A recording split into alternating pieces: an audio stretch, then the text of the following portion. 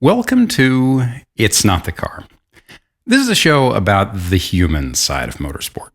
It's also a show where we play around and try stuff a lot, we experiment, because that's how you learn, right?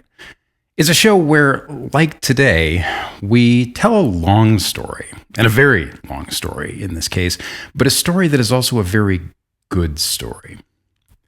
My name is Sam Smith.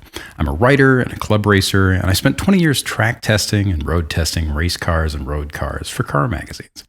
Jeff and Ross aren't here today. This is just me. And it's just me because we wanted to try something different. So, once a month on this podcast, we do a show format we call The Centerpiece. These shows are history and people and yesterday through the lens of today. It's looking at how and why we do what we do under pressure at the wheel.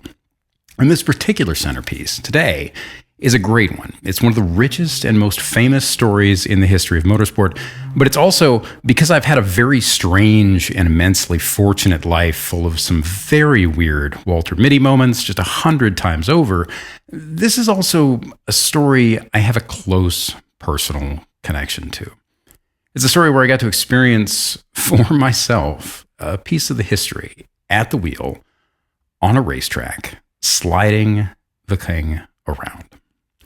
The story itself has mattered to me long before that, though. It's mattered to me since I was a little boy, but I'd be lying if I said that moment on that racetrack with that car yawing and slewing and just sideways at highway speed, well, I'd be lying if I said it didn't help make the whole story matter to me just a tiny bit more. So we're going to go back to a very old, very Italian, and very fast little race car I tested once on a track in Washington State for a story in Road and Track. That car is not the point of this story, but it was a hell of a car. It was a road racing car, a Grand Prix car, tall and narrow, and built in the early 1930s, and it was capable of well into triple-digit speeds with no safety harnesses whatsoever, no safety gear of any kind, really, and tires roughly the width of your hand. Now, when I met it, the owner was a prominent Ferrari collector and historian. He was a man who had made a great deal of money by helping run a pioneering tech company from early on. If I said the name, it would give him away, but also at the same time, you can probably think of the company. It rhymes with Microsoft, right? This man had built one of the best and most significant collections of Ferraris in the world. Multiple cars in that room were worth well into double-digit millions and just hugely significant to the mark. And I had gone to his home office near Seattle, maybe half an hour from downtown, to ask to borrow one of them in particular. And that car was an 80-year-old Grand Prix car with a $10 million appraisal sheet, with a supercharged aluminum block straight 8 that the mechanics that I met working on it that day would later tell me that they told me the engine was worth 7 figures all by itself. At the time, I was one of Road and Track's chief vehicle testers. That basically just meant I was a person who regularly track tested supercars and hypercars and modern and vintage race cars and all manner of other things. That wasn't all I did, but it was a large focus of the job.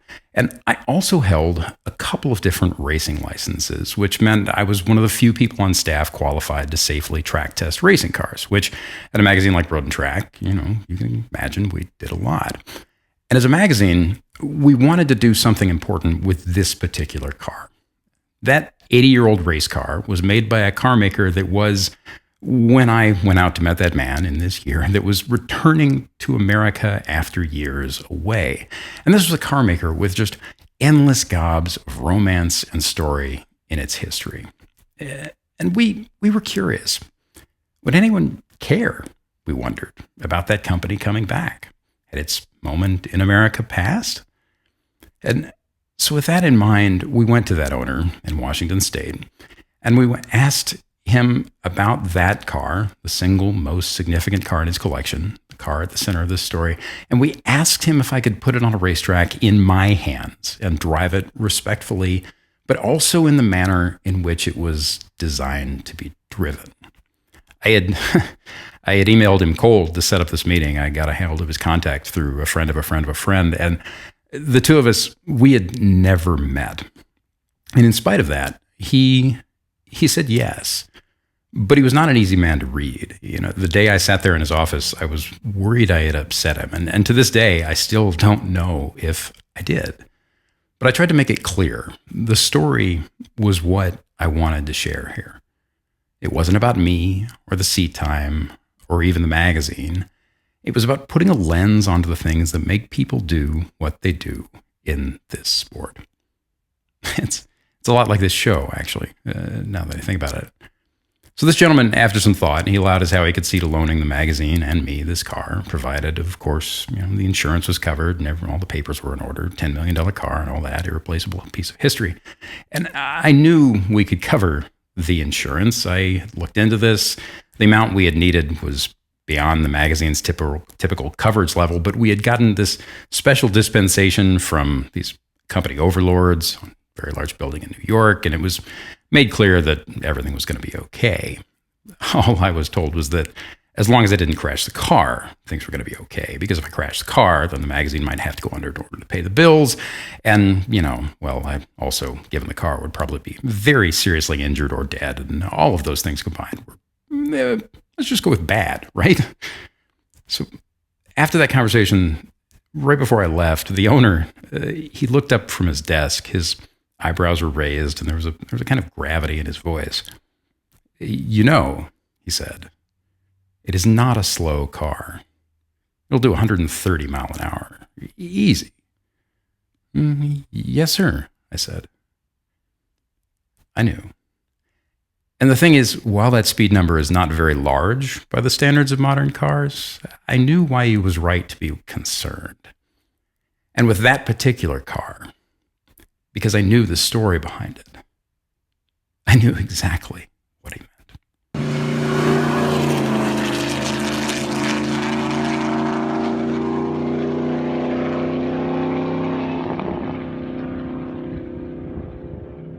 All right, so the 1930s. Racing, then as now, it ran on money. And in the 1930s, that meant the sport was clearly dominated by aristocracy. It was both more attainable than it is now, and yet much less. The drivers were usually well-off people, but not always. But there was also this whole class of people clawing their way up from the bottom, somehow ending up in racing cars that they couldn't afford to own, race, crash, fix, any of it. So motorsport at all levels was an odd mix of rich and poor, luck and family money.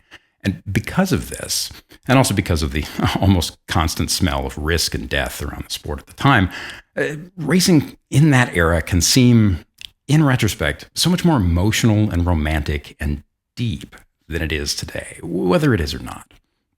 And you have to also remember the context, right? In the 1930s, British and American economies had been just knocked to bits by the Great Depression.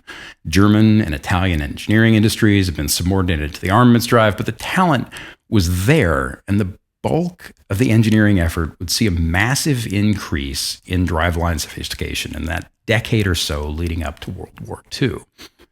And the cars weren't as simple as you might think. Now remember, this is a time where the numbers don't always tell you a lot. This is a time when qualifying speeds at Indianapolis, for example, were often significantly more than 100 miles an hour, but you have to remember that it wasn't just triple-digit speed. It was triple-digit speed in cars without seatbelts or harnesses or safety gear of any kind, cars where the tires had contact patches smaller than the width of your palm, cars with utterly zero rollover structure where the driver sat almost entirely out of the cockpit and where the human was at the wheel was simply the first part of the car that hit the ground when the wheels found the air. Now, in the years between the wars, Formula One wouldn't exist, at least in name, for another few decades. But the sport that it evolved from, Grand Prix racing, was very, very similar, and it had been around for a bit of time. It was a lot like what we have now. There were rules based on weight and displacement. There were teams and drivers from multiple countries. Races kind of country hopped across continents, and after a certain point, there were championships. There were very few permanent tracks. Most races were conducted on public roads. Some of them were held on dirt. And a lot of that, all of that, actually, it's a lot to wrap your head around when you think about those cars I mentioned, right? More than 100 miles an hour, for hours on end in some cases, on closed, European single-lane public roads that were lined with stone walls and bushes and buildings and ditches and people and farmland and cities and mountains and a whole lot else. And one guy in the middle of all this was acknowledged for a few years to be one of the best in the world at putting all that together, if not the absolute best. And our story starts in the days where he was older, past his prime, some said.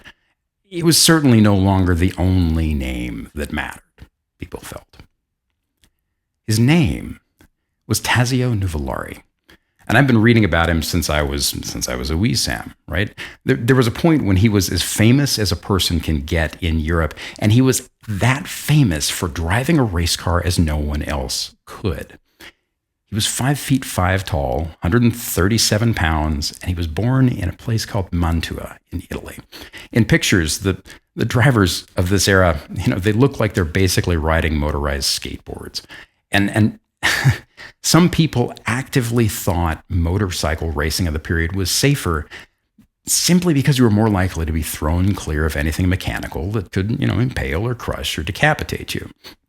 Now, Nuvolari, he actually came out of motorcycles, but here we need to pause for a moment because you're going to have to indulge me here.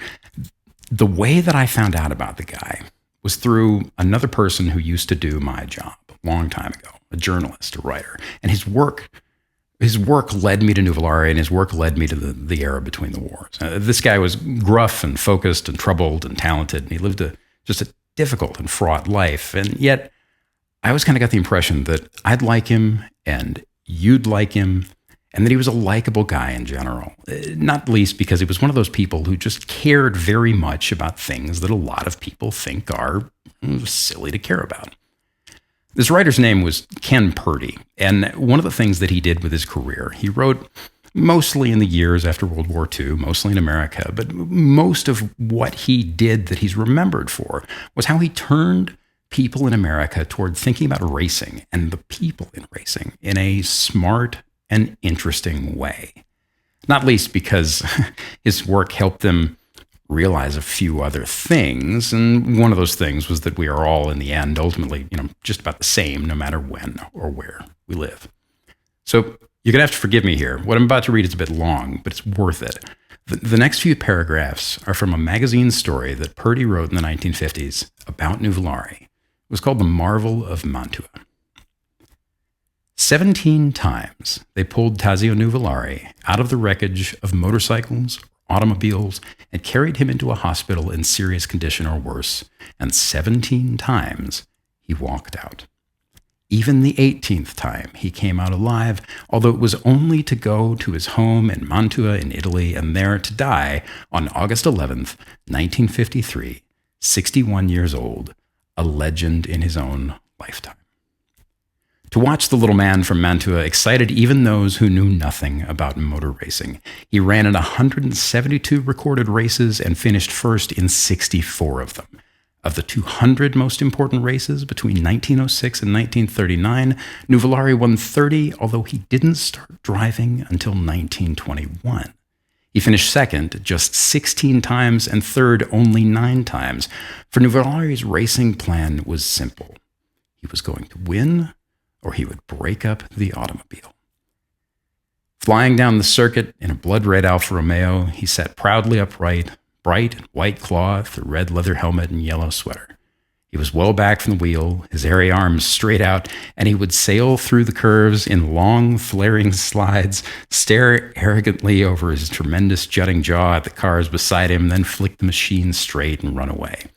Sometimes he would throw his head back and scream with exuberance, pounding the side of the car like a manic blacksmith.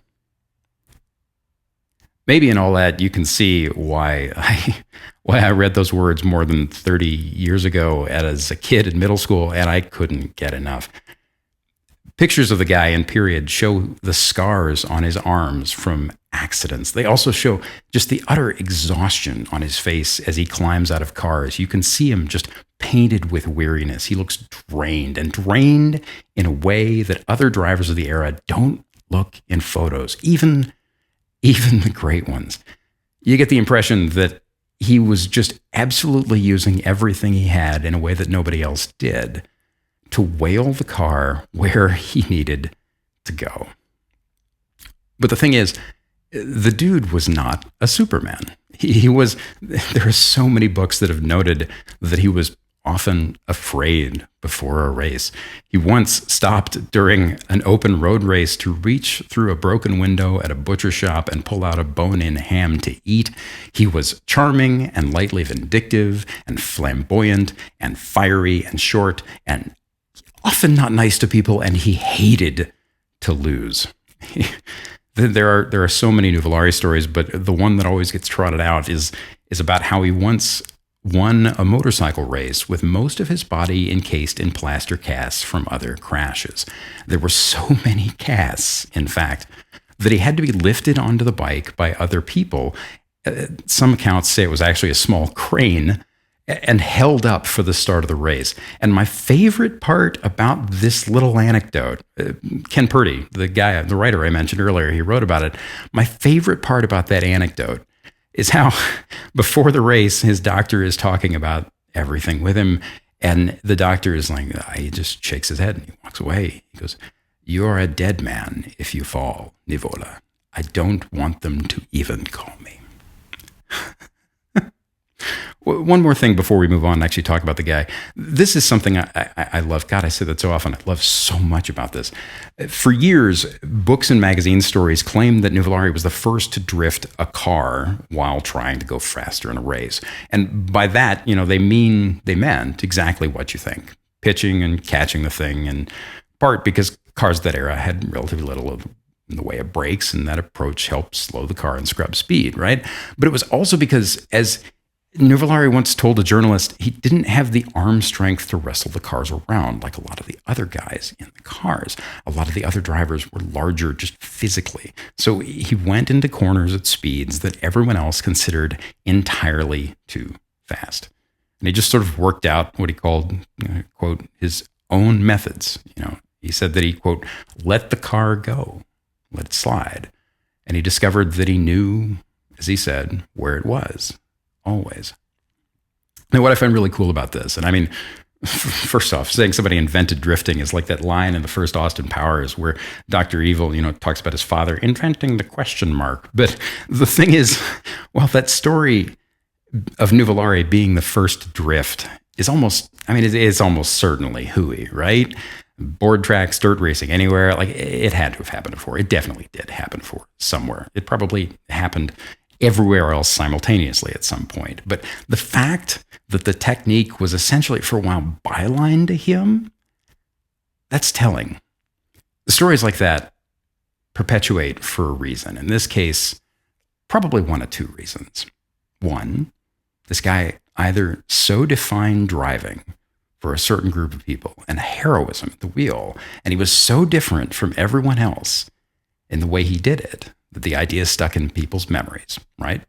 Or he was just so iconic and towering a personality that grand statements like that seemed to fit. Purdy said he had a quote. He said that, the man had this terrifyingly competitive instinct that he wouldn't give an inch of roadway to his dearest friend. Blah, blah, blah, right? All sounds like stuff from a Michael Mann movie, which, it could be, really. Before we get to the race that defined Nuvolari, the race that for a long time defined Alfa Romeo and European motorsport and a certain kind of trying itself in sport, we need to take a bit for a detour to discuss the car. So jump to 1914 for a minute. First year of World War I.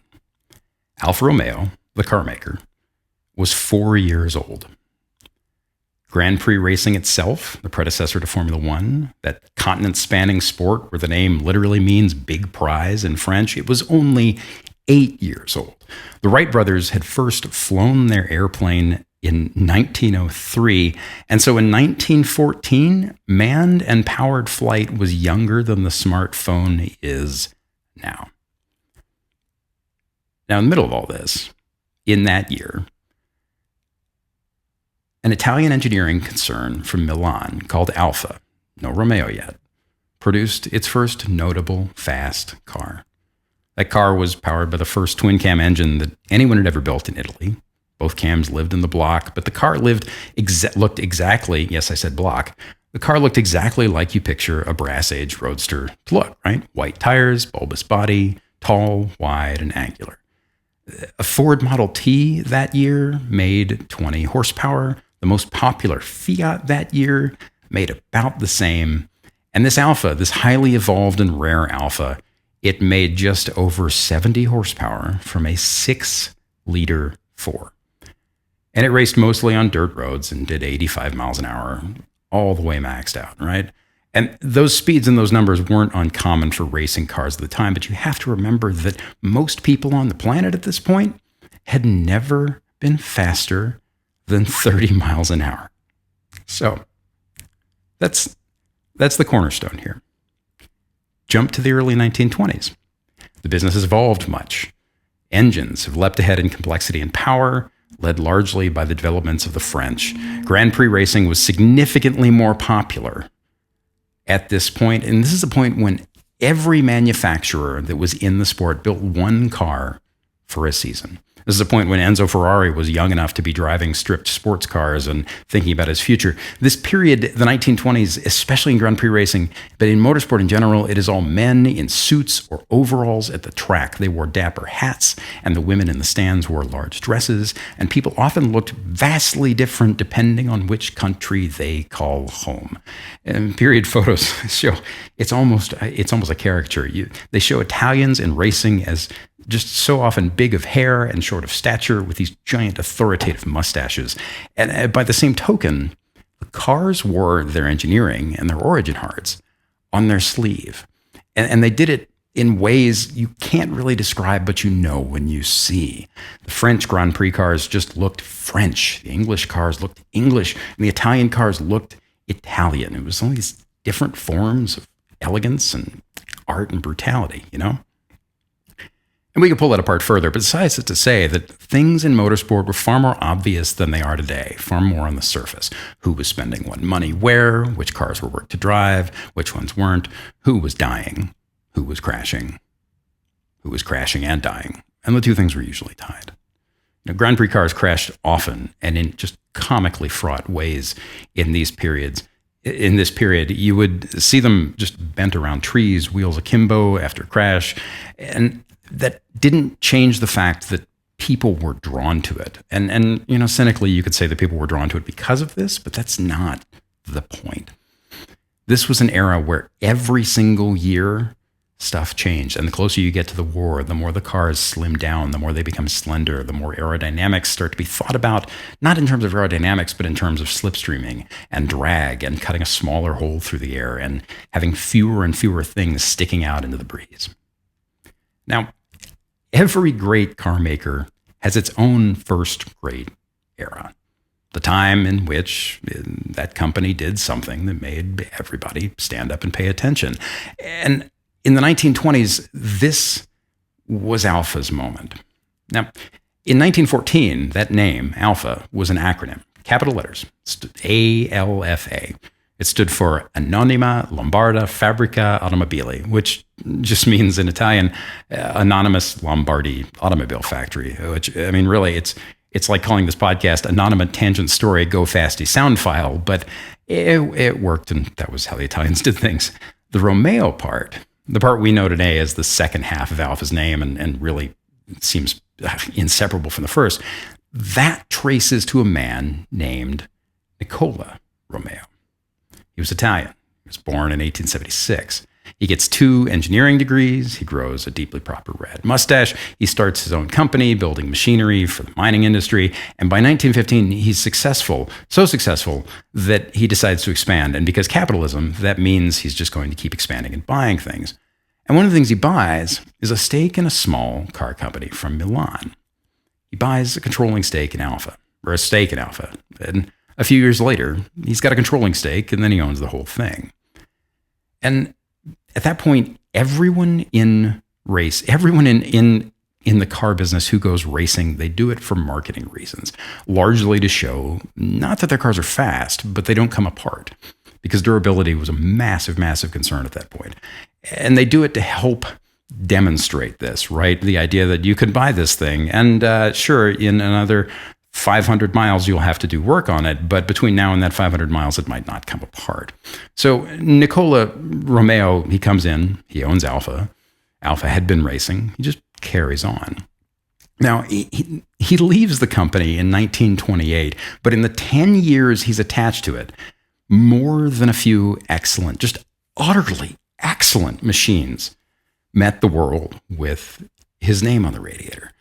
And of the Grand Prix cars, only the first one that they built was a giant flop, at least initially. Sort of. There was a machine called the P1 and another called the P2. These were two separate cars, and the naming structure is I don't know. I mean, it's like the acronym, right? The P1 was the first Grand Prix car under Romeo's ownership. It was called Gran Premio Romeo, Grand Prize Romeo, or just Premio Uno, Prize One, P1. Man, the P1 is cool. 2 liters. A dual overhead cam straight 6, 95 horse at 5,000 RPM. It was long and narrow and deep red, and it was designed like, and I mean this as the ultimate compliment, it was just an elegant nothing burger. Just race car, vehicle machine speed in its simplest form. It looked like most of the other race cars of the era, just this long, narrow body, ladder frame, tall exposed wire wheels.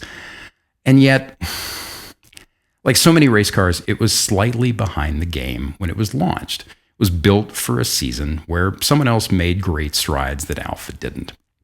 And in that period, again, every single year saw great advances in the sport. It was like aviation or anything with machines and speed in the early part of the 20th century. Every season almost, every week sometimes, gave advances that made the machines wildly faster or gave one manufacturer or team or another this huge leap in durability or braking or competitiveness, or even just in what the drivers had figured out how to make the cars do. Now, the P1 was launched for the 1923 Grand Prix season. There were new rules that year, this displacement cap at 2 liters, but 1923 was one of those watershed years. And the Fiat team that year, the Fiats just knocked it out of the park. They came up with this supercharged straight 8 that pumped out 130 horse at 5,500 RPM. The car went 130 miles an hour. In the end, it easily had 20 or 30 horse in the rest of the field. And in some cases, it was as much as 25 miles an hour faster in top speed than the other teams. The 3 P1s were built. They were good cars, but none survived. And when they first ran, again, good car, really good car, but they face planted. And Nicola Romeo, he saw this in person, as you do when you run a car company, right?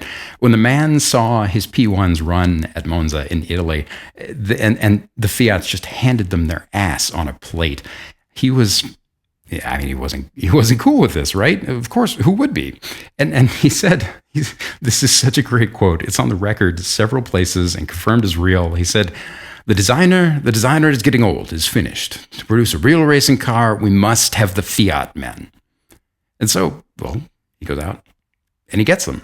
And specifically, he hires one man, hires an Italian of Hungarian background named Vittorio Jano. And that name, man, that name.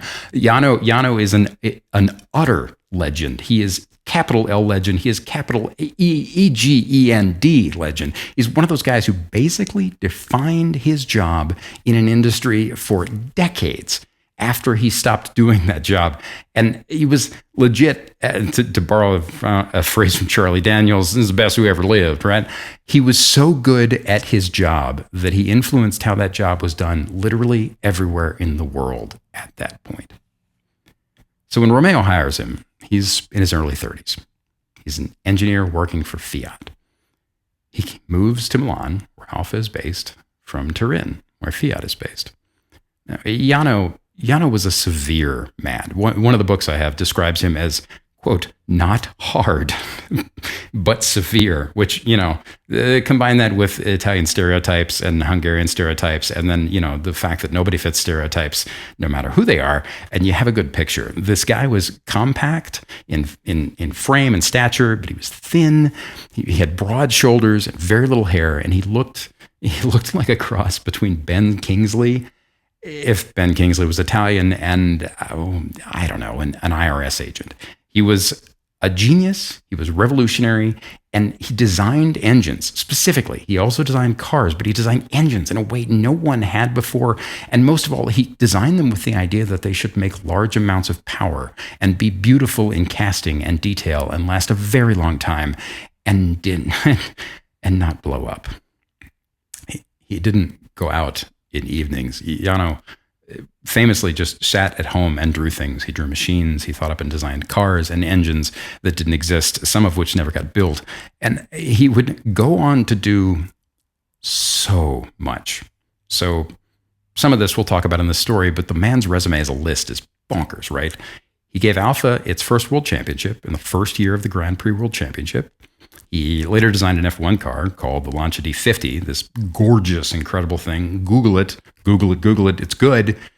And that car gave Juan Manuel Fangio, Google that name, a Formula One World Championship in the 1950s. And after that, he goes to work for Ferrari when Enzo Ferrari takes over Lancia's GP operation. And his work there gives the company one of its epic and pivotal V12s, one of the early engines that defines Ferrari, but also it gives the company 2 World Sports Car Championships and the Dino V6 that led to the company's modern V6s and V8s. And in essence, that means that you can basically trace the engines that have helped keep Ferrari alive since the V12 started fading into history all the way back to this dude. And yet, by the time he arrived in Milan, in 1923, to come work for Alfa, none of that had happened yet. He had been with Fiat since 1911. He had given that company just gobs of success. And yet, when he arrived at Alfa, everyone viewed him with suspicion, right? New guy, new way of doing things. But that changes real quick. There are all these stories about how whenever there was a giant problem and the engineers would be losing sleep over it, one day they would simply just come into the office in the morning and Jano would already be there. He would have gotten there before them. And he would be sitting working on the solution, and the solution would almost be done and the solution would work. One of my favorite Jano stories comes from the first time they ran one of his first Alfa engines on the dyno. He walks into the dyno room. He sees what the mechanics are doing, these orderly, gentle runs of the engines, these simple pulls. And he was all, no. And he walks over to the dyno itself, to the engine. He takes the engine's throttle and he opens it all the way and he hangs a weight on it. And this is around 5 o'clock in the evening, the end of the workday. And he says, I'm going to go home and I'm going to get something to eat. Don't touch the throttle and call me at around 8 o'clock and let me know how it's going. And the mechanics all stood there with their jaws on the floor. One of the guys who worked with him said, at that time, no engine would last very long at full power, but we quickly learned Jano's engines just weren't like Morosi's or English engines or the French. This was Morosi, another famous designer. Was at Alfa beforehand. So this was late 1923, early 1924. And he gets to work on a new Grand Prix car. And most of the drawings for that car are dated between Christmas and New Year's. And the new car, it's built, and it first runs in June of the following year, of 24, and then it debuts at the French Grand Prix at Lyon in August. And next, if the P1 looked elegant and simple, the P2 is somehow more elegant and more simple while also being the same idea, while also being completely different. And next to period street cars, next to Grand Prix cars, P2s just appear lower and wider and just significantly more nuts. They have fatter tires, they have shorter wheels, their exhausts are like swords hanging in scabbards. The car runs in 24 a bit, and the next year in 25, it's upgraded a little, and it's just hugely successful. The Alfa team wins the championship. It's the first year the Grand Prix racing holds a championship. This is the gestation of what would later become the F1 title, right? Nothing like this had been done before because the sport was still really, really young. And You can see a lot about the era in two things from that year. One, the Alfa team showed up, this dominant team with this utterly genius designer. They show up at all these races the same as anybody else. Most of them are on dirt or closed public roads.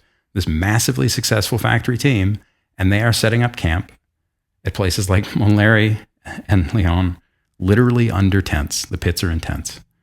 And the second thing that says a lot about the era is that the main big, fast hot shoe at Alfa at the time was a guy named Antonio Ascari. He was a factory driver. He's one of the legends of the era. He was a 4-time Grand Prix winner. He was the father of 2-time 1950s champion Alberto Ascari. He dies in 1925. He dies that year in a P2 after crashing at the French GP. He crashes in one in the rain at relatively low speed, probably less than what you see while driving to work if you stay off the interstate. He's running, the car was running next to baling, fencing, and trees. And Ascari dies in the ambulance as it's taking him to the hospital in Paris. And it pictures the car is crumbled, it's small, it's just kind of lying in a ditch in front of spectators, and each of those spectators is wearing like a Panama hat or a flat cap. They're standing right up next to the ditch where the car is nosed in, and it doesn't look that bad. It's damaged, but it's mostly just upside down. But it is also just essentially killed a man, and the moment you see that image, the moment you look at it, you just know the guy dies. And that's the thing about this era.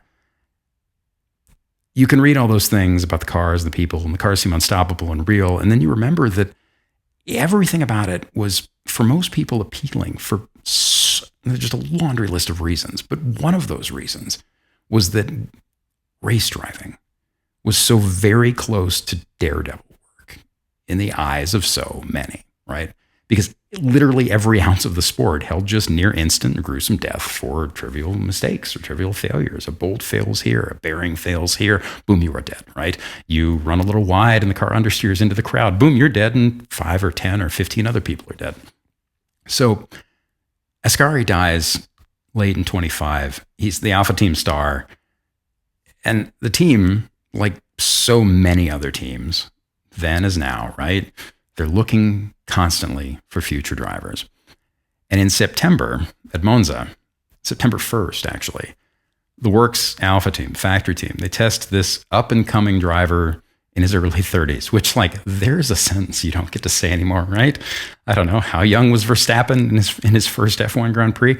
The guy had served in the Italian army as a driver. He'd gotten out. And then at the age of 28, he starts racing. He starts racing cars and motorcycles. He gets noticed by an Italian motorcycle team. It's called Bianchi. He gets a quick ride. He becomes national champion. He has these angular features, a long chin, this Roman nose, and he looks in a lot of ways like he's in his 20s, but he's several years older. And at the same time, his face has this look of age to it. But the thing that I can't get enough of is how in so many pictures from the era, the guy is just smirking. It's this confident sort of smirk. He became known for it. It's the kind of face you make as a teenager when you think you know something the rest of the world doesn't, right? And this is, of course, Nuvolari. So he tests that factory Alfa GP car at Monza. He would later win the Mille Miglia twice. He would win the Targa Florio twice. He would win 2 RAC Tourist trophies. He would win the 24 Hours Le Mans. And he gets into that car and he tries to beat the time that Ascari, dead Ascari, poor Ascari, set in that P2 at that same track. And he crashes the hell out of it. He ends up in the hospital. I'm sorry, I don't mean to laugh. He ends up in the hospital with just broken bones and lacerations. He's in rough shape. And at this point, well, I mean, Alfa has a choice to make. And I don't think it's going too far to say, well, if you didn't see this coming, your man, a boy is not signed. They don't put him on the team, but you could have guessed that. Nuvolari keeps on racing cars though. And in In 27, he starts his own team with a partner, this wealthy Italian driver and bike racer of some legend named Achille Varzi. They buy a couple of Bugattis. They begin to race each other.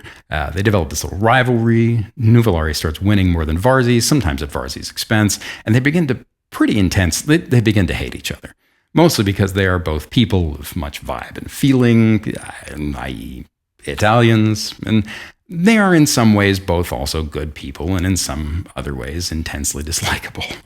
Varzi, after a bunch of this, Varzi leaves the team and he buys an Alfa P2, and he is faster more often in that Alfa than Nuvolari in the Bugatti. And not disconnected from this, in 1929, Nuvolari signs with Alfa. And while this is in no way confirmed, and like a lot of books, even in the period, chalk it up to be hyperbole, a lot of people at the time were like, yeah, of course, he did that to give Varzi the finger. And, that's silly. There were so many other reasons to sign with Alfa at the time. But also, it's regardless of whether it's true, if you know anything about Nuvolari, you can kind of see it happening. And the story makes sense because he was, and I mean this in the best possible way, he was a right? He was just that kind of dude. So now the P2, it lasted 7 years in competition, which is even then a long time. 6 of them were built. It was really very good for the time, but it wasn't the peak of the 1920s, even in Europe.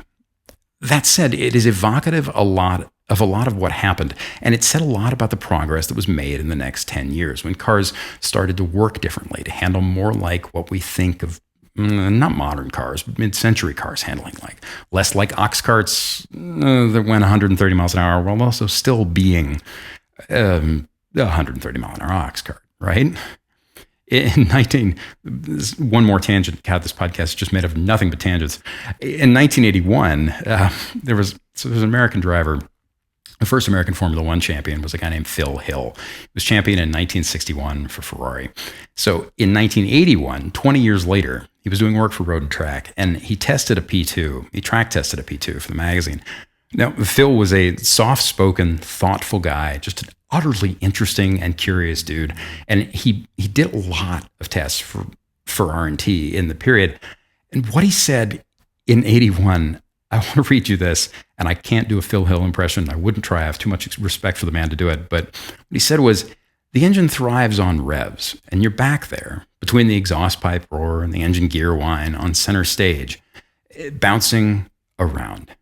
The P2s were known more for their engines than for their handling. Driven hard, they will leap and jump around while the driver saws away at the steering wheel to keep the front ahead of the back. Cars of this era usually aren't stable enough for me to discuss their handling in terms of understeer or oversteer. There was so much left to be learned then about harmonizing a race car's frame and axles and spring. Okay, pause for a second. Jump a couple paragraphs forward.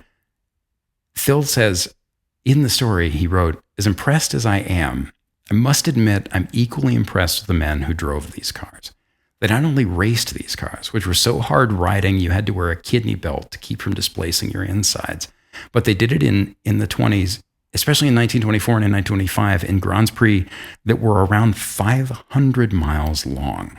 At Monza, the fastest of the tracks, they were averaging close to 100 miles an hour in 1924. Varzi was timed on the straight at Cremona in 1928 at 138.1 miles an hour in a P2. And this, Phil says, this is how he closes that section.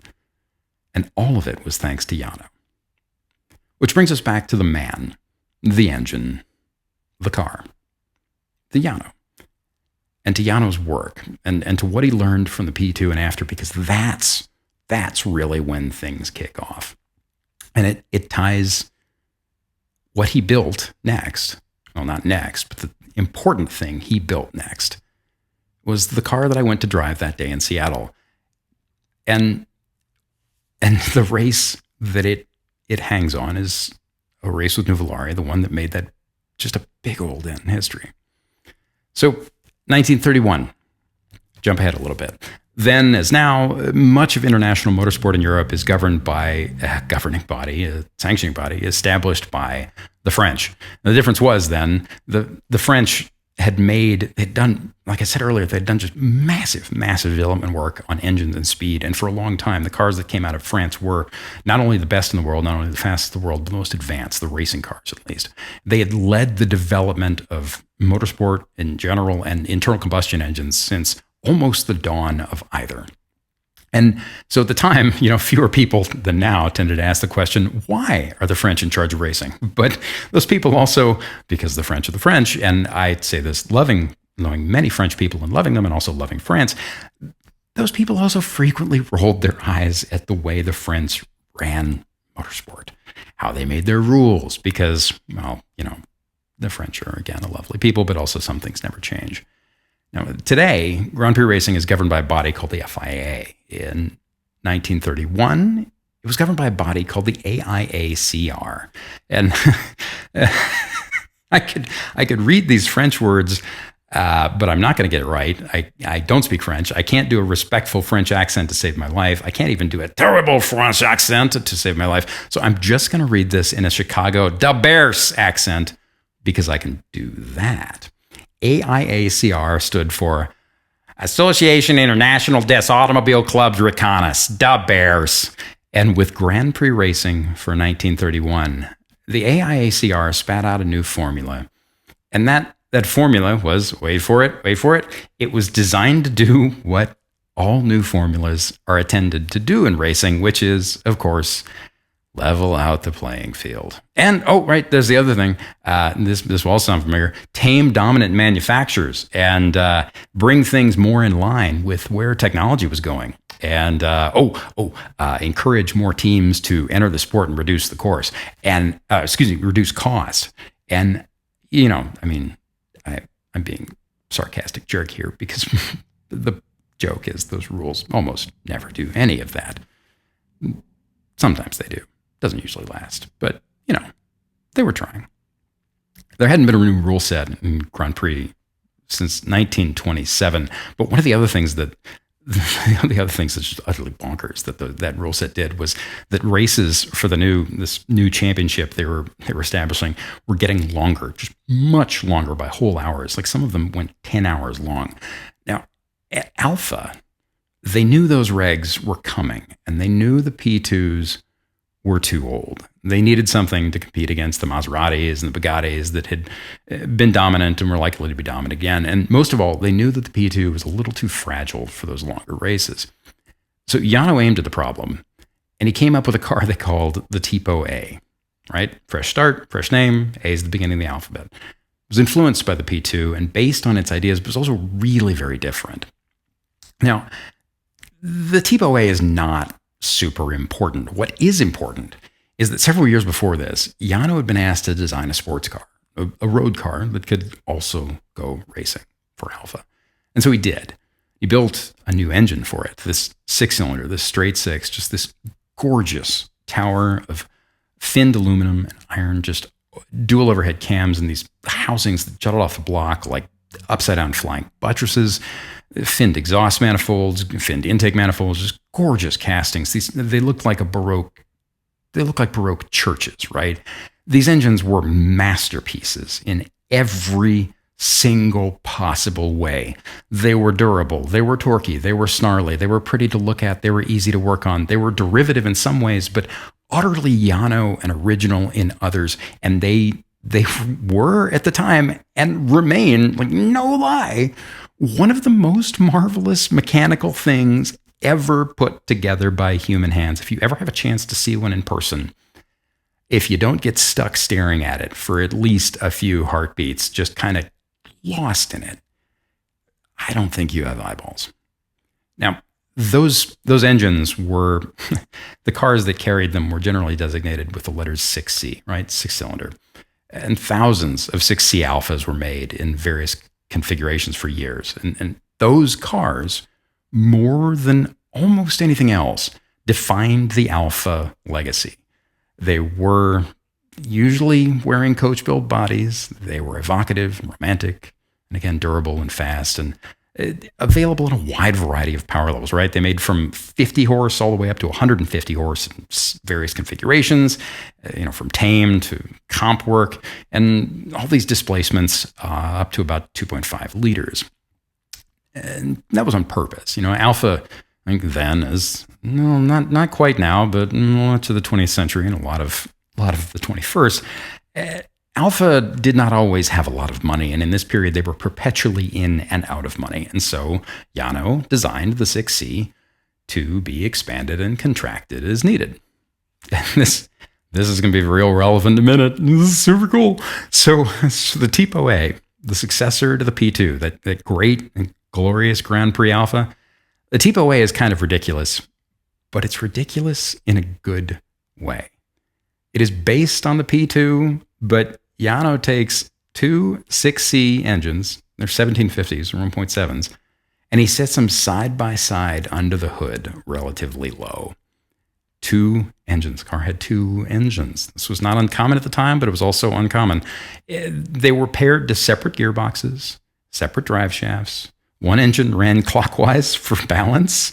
The other ran counterclockwise to minimize the torque reaction from all that spinning mass, right? And the thinking was, hey, competitive power, but also you get reduced load on everything. A lot of the tracks don't have a lot of corners. The handling was known to be a thing, but also they were trying to trade off and think about, okay, well, we'll gain one thing when we lose in another. And the idea was that the car would last longer. So the first one runs in the spring of 1931. Its first four events, it wins one of them. Nuvolari was driving. And at the time, the car was seen as kind of embarrassing. It was heavy and complicated and had a lot of teething problems and broke things. And so the Italians basically, they shoved the Tipo A under the rug. The cars, after that first initial kind of like poking out, they never ran again. The two cars were broken up and destroyed. There's one replica left. It sits in the Alfa Factory Museum. If you're ever over there, that museum is super cool, very simple but cool. You can see a Tipo A replica. So Jano at this point, he was like, well, hell, that didn't work. So we don't have time to screw around. And for 1931, which was rapidly ticking away, ticking closer and closer, the end of which taking closer and closer, they decide to fall back on the old gold, but simple, right? And so we get the successor to the Type A, which is, drumroll please, crazy interesting name. What do you think they called it? They called it the Type B. Anonymous Lombardi, remember? Okay, so this is the car. This is the car that I asked that man in Seattle about. Jano sat down and he summed up everything he knew, everything he had learned, everything he had found to work. And he didn't have much in the way of funding, but he put it all together, everything he had learned, and he focused on lightness and precision and artistry. And what comes off that drawing board? The man built a cannon. The P3, it is, because that's what it's called, P1, P2, P3. Not formally, people just tended to call it the P3. It was technically called the Tipo B. It is one of the most advanced machines on the planet. It is not the bleeding edge of the envelope of the time, but it is only a tad removed. And anyway, it is like so many great and influential race cars, so many great and influential machines, period. It is more a combination of the right choices and the right risks and the right new ideas at the right time. Most of the manufacturers of the era were going for big cars, big engines, big torque. The thinking being reduced load on components, lower revving engines would help things last. Maserati was building 16 cylinders. Bugatti made a 5-liter straight 8. Jano seems to have decided that the big engine cars would be a handful on smaller circuits and tire eaters on the bigger and faster tracks, right? And because of that, the Tipo B was small, even by period standards. The body was narrow, and I mean narrow by the standards of period, just dainty, just utterly wrapped around the driver and the engine. It had leaf springs, front and rear, friction dampers, 2 solid axles. And those friction dampers tell you a lot about the period. There's so many moments in here that tell you a lot about the period, right? those friction dampers, a friction damper is basically a shock absorber where the damping comes from a sort of clutch. It's lined metal plates held together by a kind of pressure plate arrangement, right? And the clutches, those little plates rubbing against each other, serve to calm and control the action of the spring. It's more of a traditional kind of a brake mechanism than an actual damper, although it does dampen the motion. But that engine, Yano took the 6C motor and he had evolved it into a straight 8 for sports cars, which using the two 4-cylinder blocks. And for the Tipo B, he took that thing and was like, well, more. So the Tipo B was a 2.3 liter 8C engine punched out to more than 2.6 liters, but given monoblocks for strength. And a monoblock is where the head and the block are one casting. And this was not new at the time. It had been done many, many times over, most notably by a guy named Harry Miller and by Bugatti. Harry Miller in America with Indy cars, which weren't called Indy cars at the time, but woohoo. So a monoblock is super cool. The head and the cylinder block are one casting, and you load the valves and the pistons and the rods and everything up from beneath, up through the cylinder bore.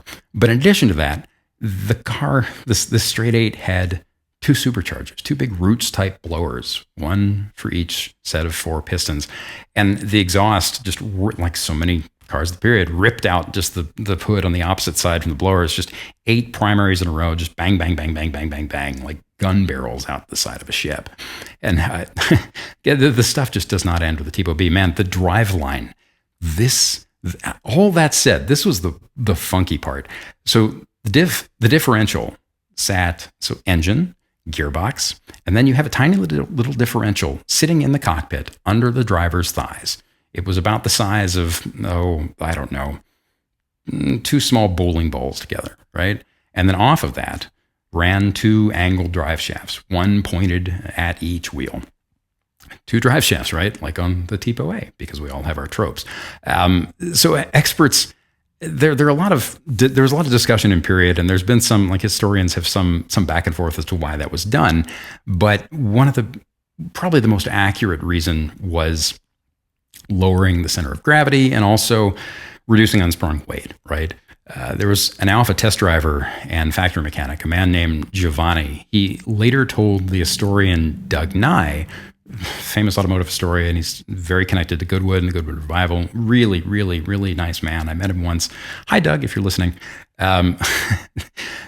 He told Doug Nye that Yano wanted to prevent wheel spin, and he did this by reducing unsprung weight, and that he also wanted to make final drive ratio changes easier. And on top of that, he wanted to lower the driver's seat. But by this point, Nuvolari's on the team, and when Yano told the drivers what he had planned, our boy with the nose and the chin and the smirk, Giovanni, this test driver, said that Nuvolari hears this and he snorts through his nose when it's suggested that he sit as low as possible to help improve the car. He says, "No, I don't want to be down in the basement like that. I want to be up on top of the job. I want to see where I'm going in road racing." And so, probably connected to this, almost certainly connected to this, maybe not connected to this. They changed design. The whole thing gets narrower. The driver ends up sitting higher, as on most other race cars of the day, effectively kind of sort of half out of the car. But regardless, all that said, the car works, and it works well. It takes certain ideas and pushes them forward, advances other ideas just a little, leaves some ideas alone. And in June of 1932, Nuvolari takes the car out. He runs in the Italian GP at Monza. And this is the old track. Remember the old Monza? God, I keep switching back and forth between something like a Italian person with Monza and Monza. Like, Monza. Americans say Monza. The old track, but it's the old Monza with the big banked oval and the long straights. Nuvolari goes out there and he just utterly dominates the whole thing.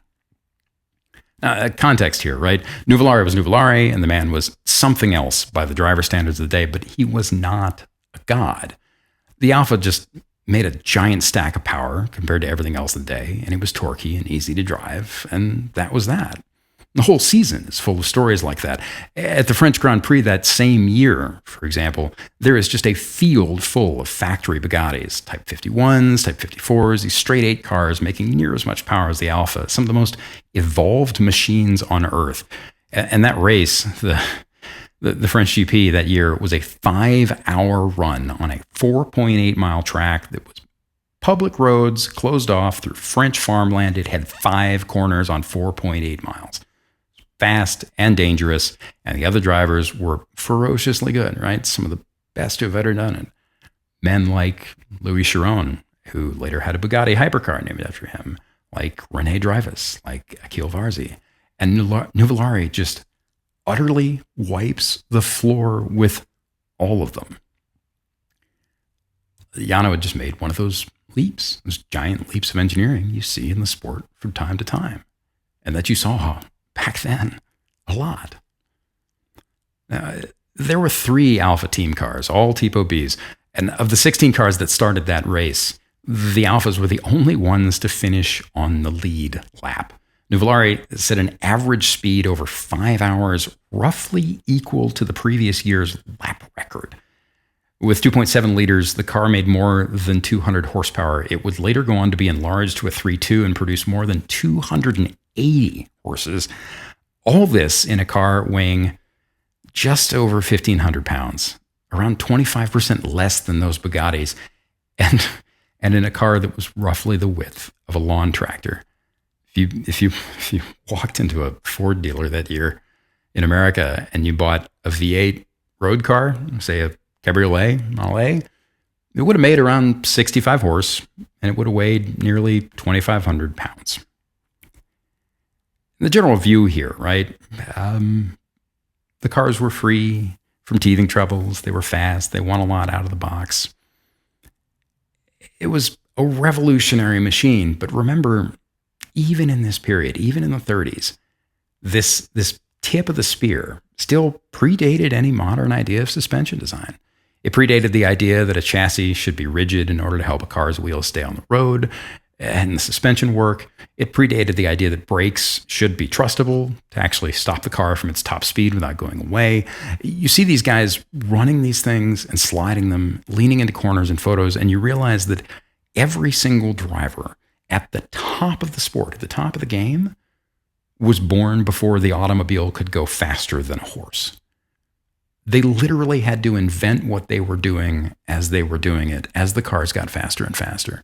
They had to figure out how to go fast, and there were vast disparities of driving styles, and it was just all so new. And yet they were doing 130 miles an hour more, and running hill climbs in the Alps, sliding up to the edge of gravel roads and precipices. And God.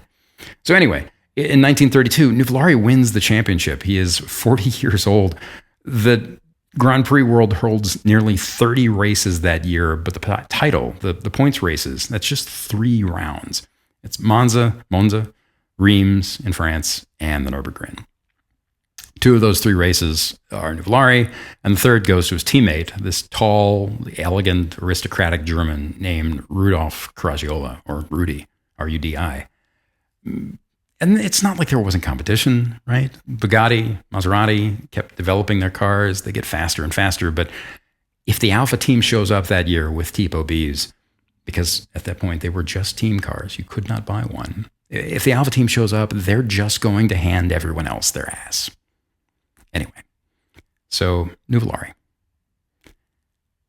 The next year, 1933 is when things get spicy. Now, a lot of stuff happens this year, and I mean in the rest of the world, in Europe especially, a lot of stuff was happening, not least of which was, the all-continuing great piñata party that was the Great Depression. But Alfa just continued to be Alfa, which is to say they built these great and evocative cars of much art and science, and they raced these great evocative cars of much art and science, and the road cars, very few people were buying them. And so Alfa's money problems continued to be Alfa's money problems.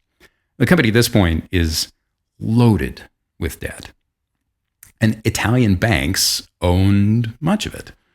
because since the turn of the century, Italy's banks had financed one of the main kind of economic policies in the country was that the country's banks financed its growing industry and even went so far as to take over certain companies in order to help grow them.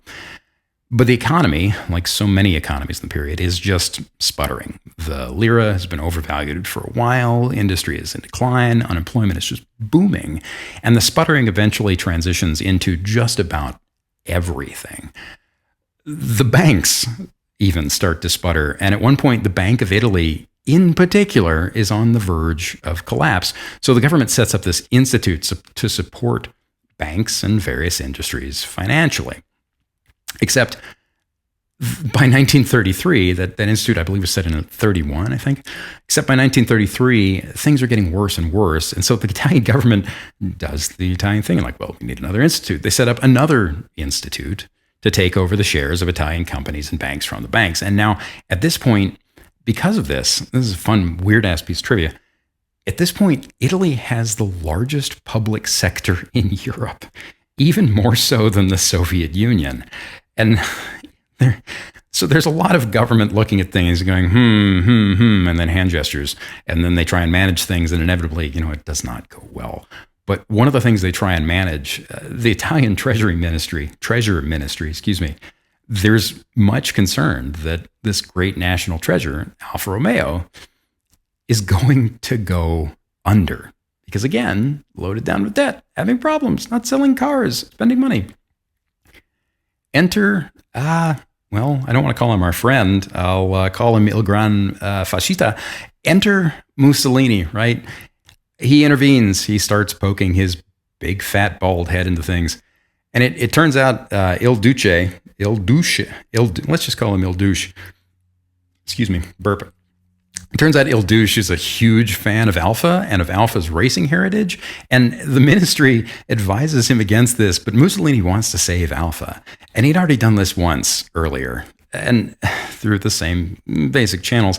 He does it again through that second government institute. He appoints a commissioner to reorganize the company. Jano is told, go make more new cars, less with the racing. And to that extent, the company racing efforts in general are just turned off. Halt, cease, finish, finito, right? Alfa Corsa, I'm not an Italian person. Alfa Corsa, the factory comp team, is just shut down, and all the comp efforts are handed to this dude who had run the company's customer team, this scuderia or stable, this little outfit that had seen some good success with Alfa sports cars and the like. And that dude's name is Enzo Ferrari. You've probably never heard of him. I can't remember what he went on to do. I don't know. He probably founded a cheese shop or something. Anyway, a lot of the factory drivers, Nuvolari included, just they need jobs, and also they like the race car and they like the Alfa. They go to work for Enzo. And the thing is, though, for some strange reason, and there is a reason in a book, and I've long since forgotten it, and I didn't put it in my notes, forgive me. But for some strange reason, customer teams aren't allowed to buy the Tipo P, the P3, that all-conquering Jano gladiator sword, right? And that includes Enzo, and that includes the Scuderia, and that includes the Scuderia in the year where they are the only Alfa factory team left, kind of, sort of, even though they're not factory. So they run this other Jano effort, this deeply rad Alfa sports car, one of the most legendary sports cars ever made. It's called the 8C2300. It's also called the Monza. It looks amazing. It is lithe and long. Lithe? Man, why do I not know words today? And elegant. It's very, very similar to the Tipo B, except it's a road car. In some ways, it is better. But it is more important, it is stereotypically Alfa. It's about as stereotypically Alfa as pre-war cars get. And it doesn't hurt that a friend of mine once saw it at a concours, and I was like, oh, cool, look, Monza. And he goes, oh, no, what's that? I was like, it's Alfa Monza. It's one of the most successful sports cars ever built, and also like one of the peaks of pre-war engineering, period. And he goes, I don't know, man, it's just deeply lickable. And I was like, okay, all right. And then every time I've seen a Monza since, it's like, should I lick it? I want to lick it. So, the Monza's very, very fast and good. It won Le Mans in 1931 and 1934, and it only occasionally And occasionally blew up. And it would blow up axles or engines or little ancillary bits after sustained hours of high-speed running.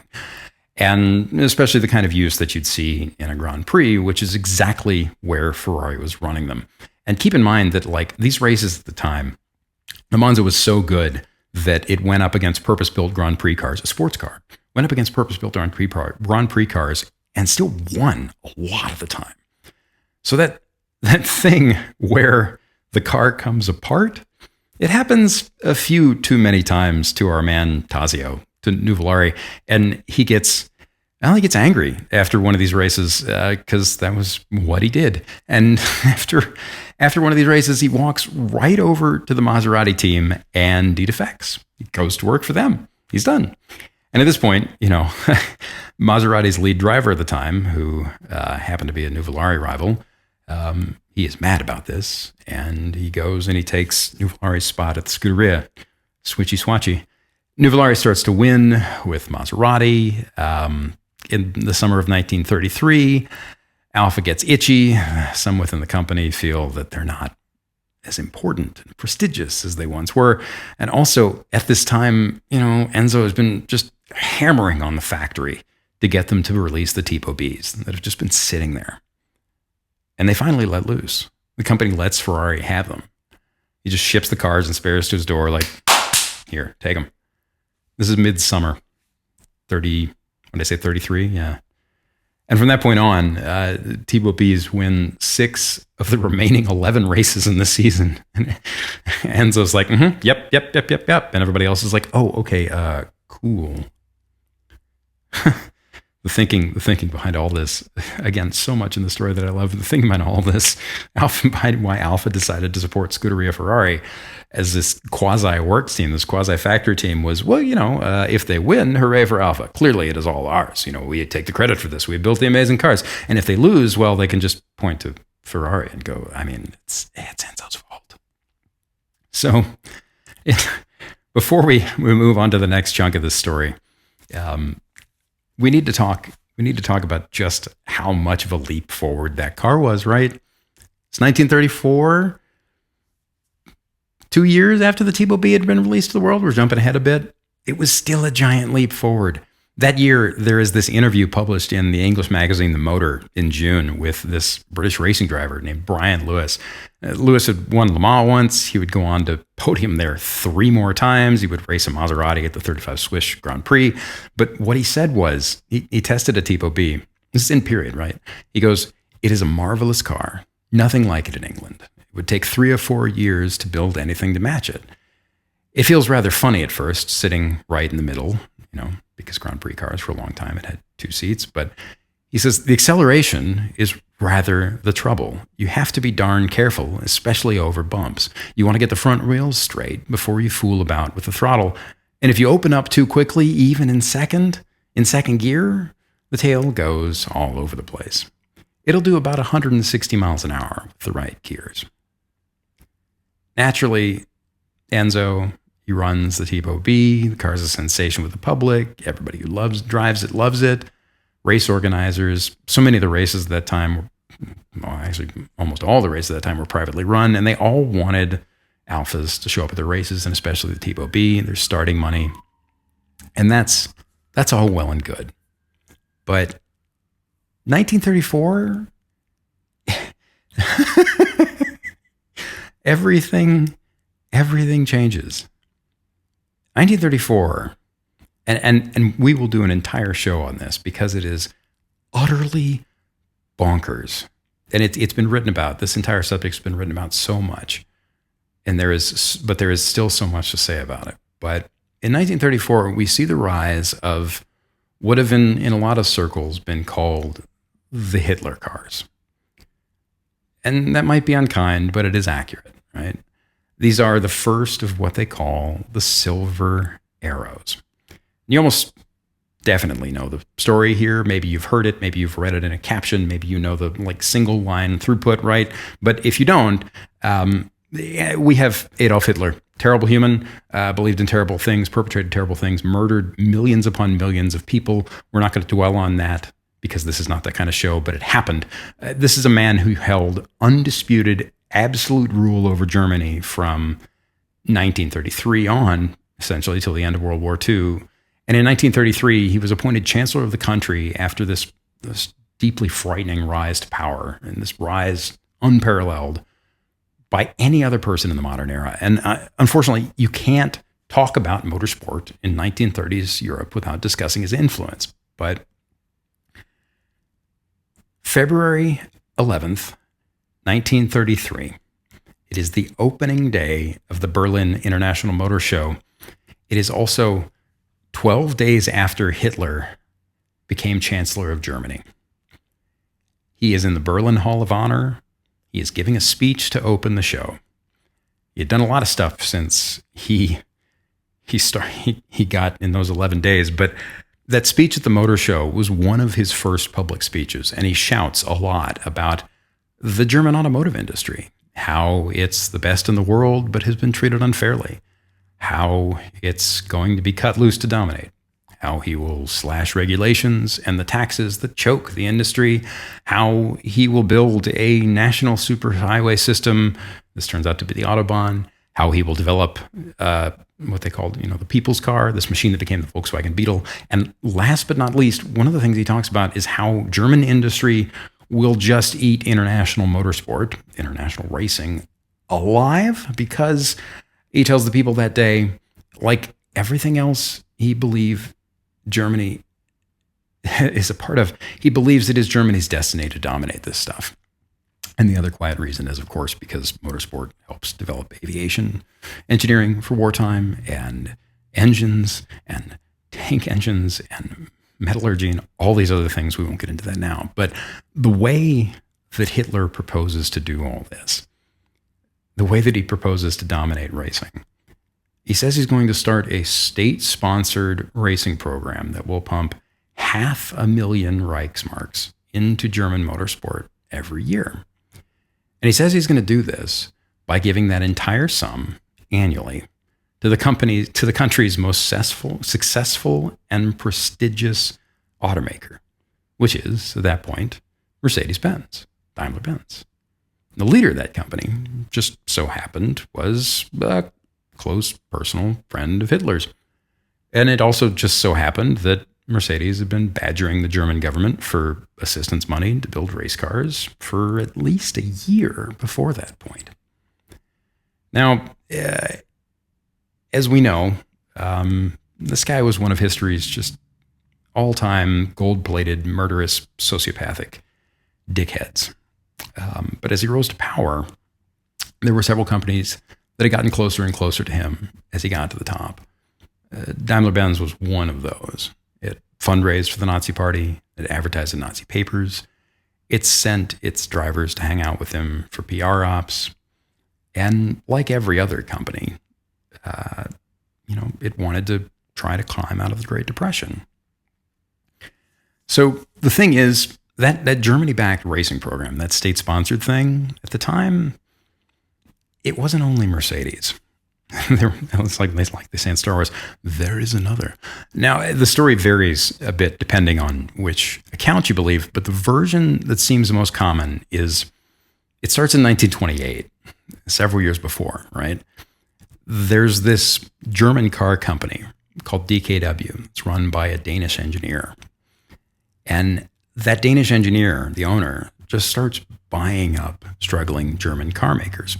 And one of the car makers that he buys is called Audi Werk AG, right? Audi Werk, forgive me, I'm not even going to try to pronounce Aktiengesellschaft. I always get it wrong. What AG stands for, which is basically just, German for, hey, we're a company and technical things. So after a series of almost annoyingly complex business events, because, everything in German business that's interesting from about 1900 on is seemingly a series of annoyingly complex events. By 1930, the bank that had financed that Danish guy's acquisitions, they start poking for more control in the company, and they have to get brutal and make it all make sense, and there are leadership changes and blah, blah, blah. And then in the summer of 1932, a year before that Berlin Motor Show, the whole thing is just neatly tied up as a company, right? All those car makers that dude bought, they're held together under this umbrella firm that's called, this new company that's called Auto Union. And this is 4 car companies in one, 4 brands. It's represented today by the 4 rings in the Audi logo. If you don't know this, those 4 rings stand for those 4 companies, which are DKW, Audi, Horch. It's written Horch and pronounced Horch, I think. I've never actually heard a German person pronounce it. And Wanderer, which is written Wanderer if you're English and looking at it. Now, again, the story here varies a bit depending on which account you believe, but what is mostly believed to have happened is that Auto Union management hears about that 500,000 Reichsmarks that Hitler promised Mercedes annually for racing, and then Auto Union personnel, and specifically the company's board of directors, they get real grumpy about this, and they think they should get some of it as well, some of that money. So they approach Hitler. And they, in this case, is the chairman of the board at Auto Union, one of his fellow board members, but also 2 other guys who had been around racing for a bit and who had been invited by those Auto Union dudes. First one is, drumroll please, Dr. Ferdinand Porsche, who is, yes, that Porsche, that Ferdy. He had founded an engineering firm named after his family a couple years before, 1931, and he had also taken some investor money, conveniently, that the chairman of the board at Auto Union had helped him acquire. And he'd worked for one of those companies that was owned by Auto Union, or that became part of Auto Union, Wanderer, right, developing things that may have not been racing cars, right? But also road cars, also big thought out, evocative, kind of forward-thinking ideas, because that was his whole jam. The other guy that goes to meet Hitler with those dudes is a German racing driver named Hans Stuck. And this is really not important, except it's cool trivia. This is Hans Stuck Sr. This is not he is the father of the Hans Stuck who would go on to race in Formula One, to drive for BMW and Porsche, up until the early 2000s, actually, to win Le Mans twice with Porsche in the 80s, to win the DTM championship in 1990. Really cool guy. Bunch of really cool pictures of him. He looks almost exactly like his son, Hans Stuck. Hans Stuck's funny to me. Such a cool dude. So anyway, they go to the Reich Chancellery. They whinge. They meet Hitler. They whinge at Hitler about Mercedes. Mercedes doesn't know any of this is happening. Porsche, in particular, apparently makes a pretty great case. And Hitler's like, well, okay, sure. And he falls back on the one rhetorical thing that he knows how to do, which is suggest that the parties involved battle for supremacy, right? The winner in 1934, at the end of 1934, because they suggest Mercedes and Auto Union battle it out, the winner at the end of 34 will be whoever produces the more successful race car, and they will get 500,000 Reichsmark. And that 500,000 Reichsmark initial payment that had initially been destined for Mercedes, at the end of that year, it would be split between both Auto Union and Mercedes. Now, when this meeting is over, Porsche is happy. He's cool. Not least because he has work to do. He gets to design a GP car, but also because at one point after that the last iteration of the current GP rules were announced, he drew up a race car to suit those rules. He spun up a company into a little engineering side firm to help make it a reality. Couldn't get it funded. He tried to pitch that thing at Wanderer. Wanderer didn't have the money. And that company was called, God, I love German company names. I'm just going to spell it out because I'm going to get it wrong. HOCHLEISTUNGFARZEUGBAL GmbH, which translates to, gotta love imagination, High Performance Car Limited. Because, German words and names for things then as now were very creative in some ways and also very uncreative in others. So Auto Union buys Porsche's engineering company, and Porsche's cool. Hans Stuck Sr., he's happy because he has a good shot at a ride for next season with Auto Union. And the only party in all of this that's unhappy is Mercedes. And they're not just unhappy, they are pissed. And they stay pissed with Auto Union basically until the end of World War II. Which is, a whole other thing. So all of this, we get to the 1934 Grand Prix season. The new set of rules is introduced. It starts in that season, right? And that rule set has a lot going on, but it basically comes down to a 750 kilogram weight limit. French decide, which is around 1,650 pounds. And that weight limit is dry. No fuel, no oil, no coolant, no tires. And there is a width of at least I don't trust that number. I wrote down 850 millimeters, and I don't think that's right. But the thinking being that the weight cap and the width limit would limit the size of engines used. Because, wait for it, what were they trying to do? The French felt the cars had been getting too fast, and the organizers thought, well, I mean, you can guess where all that went. Because they did what every rulemaking body since the dawn of time in motorsport has done, which is they did not anticipate, or, more accurately, I guess, they underestimated just how much money will fix a problem in racing, and also just how much metallurgy and lightweighting engineering and so many other things just how far those things had come in the previous half decade. So Mercedes goes off and they design their Grand Prix car. It is called the W25. It's kind of bulky. It's pretty. It's large by the standards of the time. It is this swing axle thing with a 5-speed gearbox, a supercharged straight 8 that's initially 3.3 liters, later 4.3 liters. It initially makes around 280 horsepower, later makes around 500 horsepower. It runs in this caustic cocktail of just experimental fuel, gasoline, benzene, and methyl alcohol. It has drum brakes because, of course, that's state of the art then. And early on, it looks kind of quintessential dull race car. A little boring, tall, bulky, upright, like a cigar. It has wire wheels, narrow 5.25-inch cross plies, tires.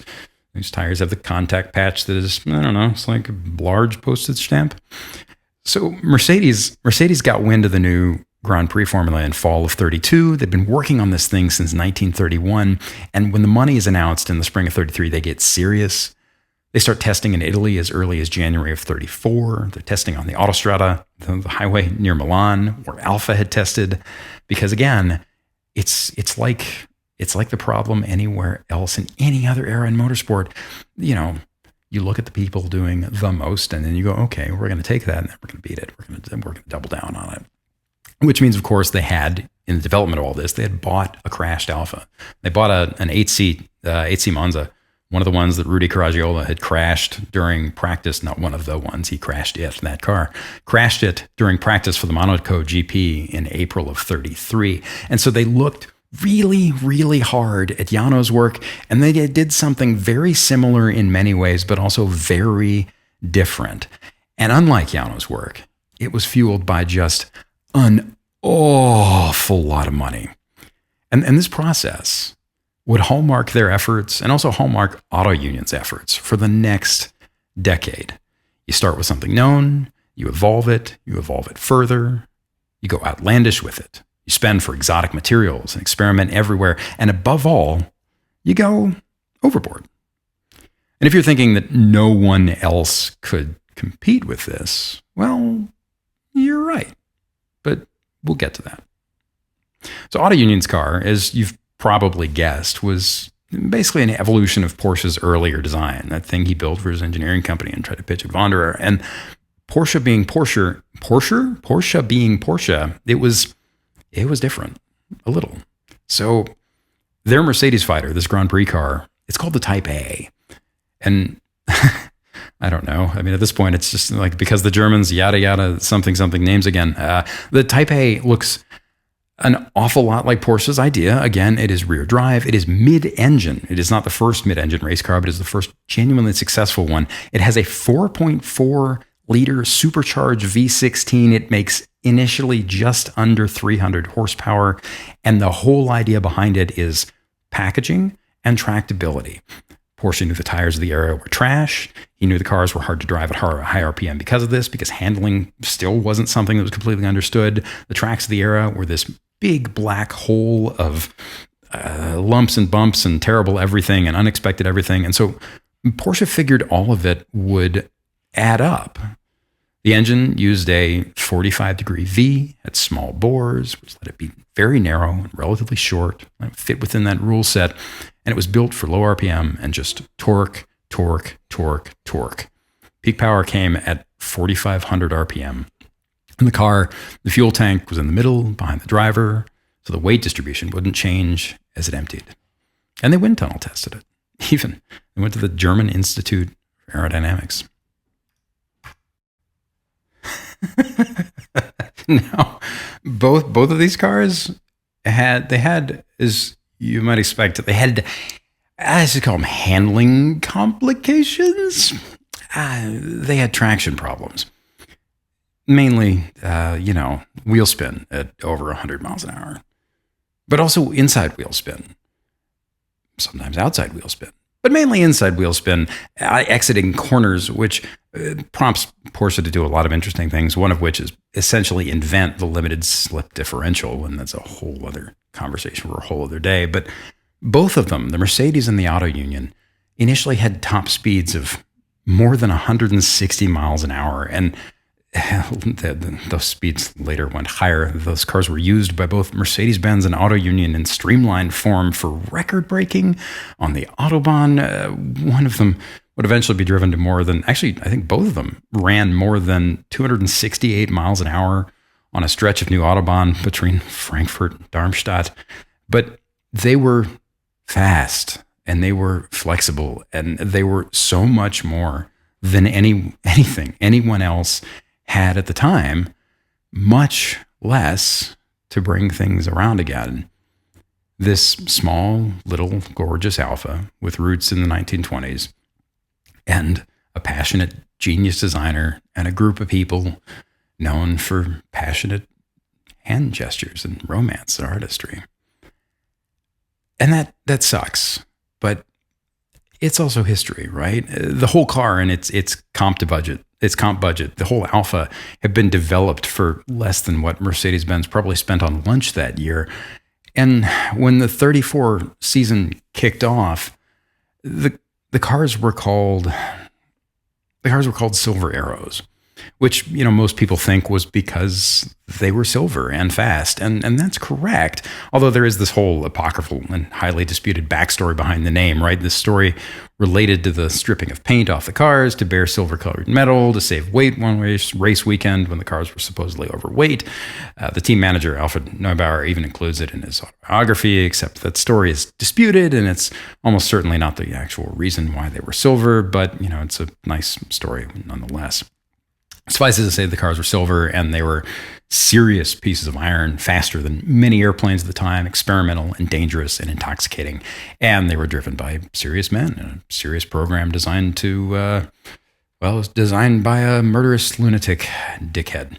All of which kind of goes to support one of Smith's old maxims in this business, the idea that neat cars don't get to choose the people who own them, but we do get to choose what we take from our stories.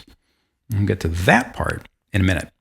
So the 1934 season was this giant reaction waiting to happen.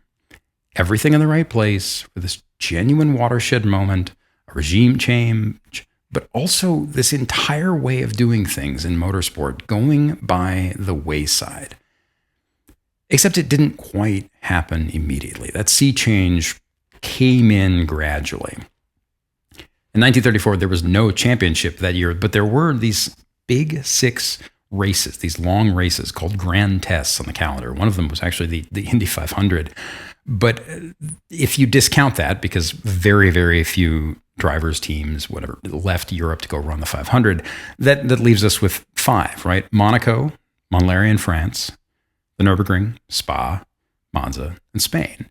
The shortest of those races, Monaco, was 200 miles long, around 3.5 hours, but most were more than 4 hours. They were more than 300 miles long.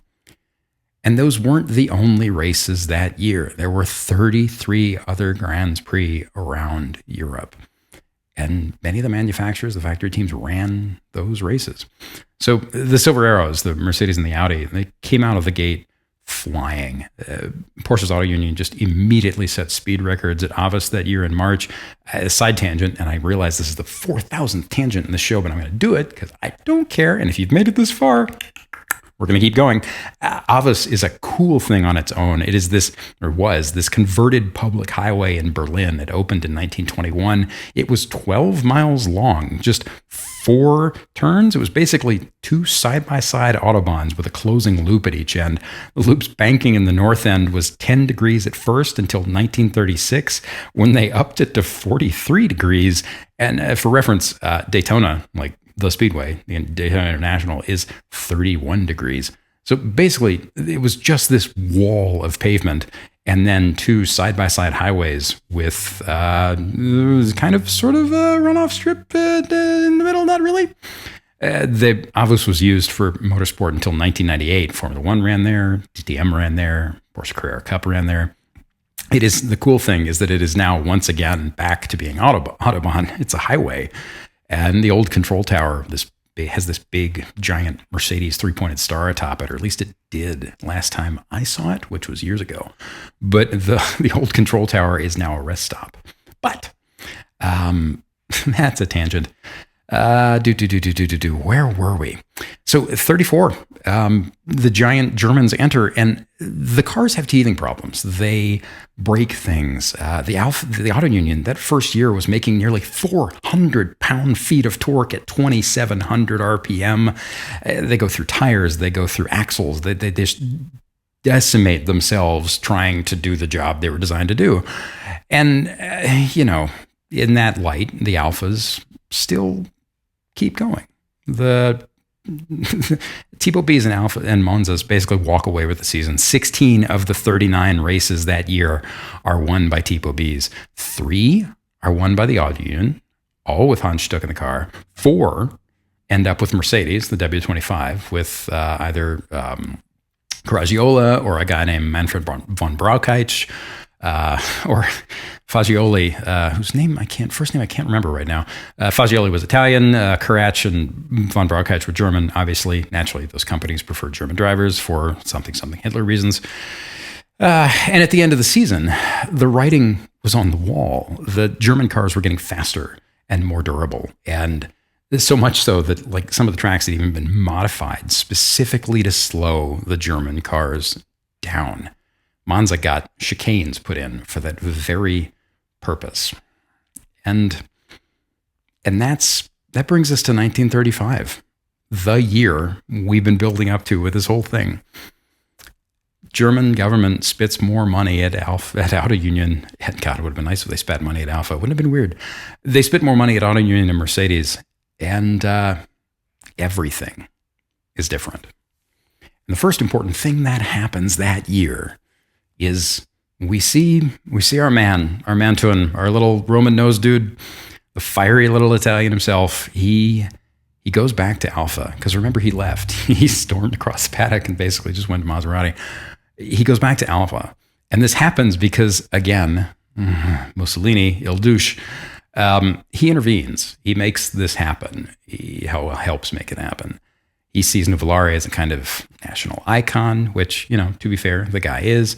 And as much as Italy loves Maserati, the team he'd been driving for, the Mazers had done okay in 34. And, Nuvolari had some just utterly fiery, gotta say utterly a lot, had some fiery races, just epic battles for position.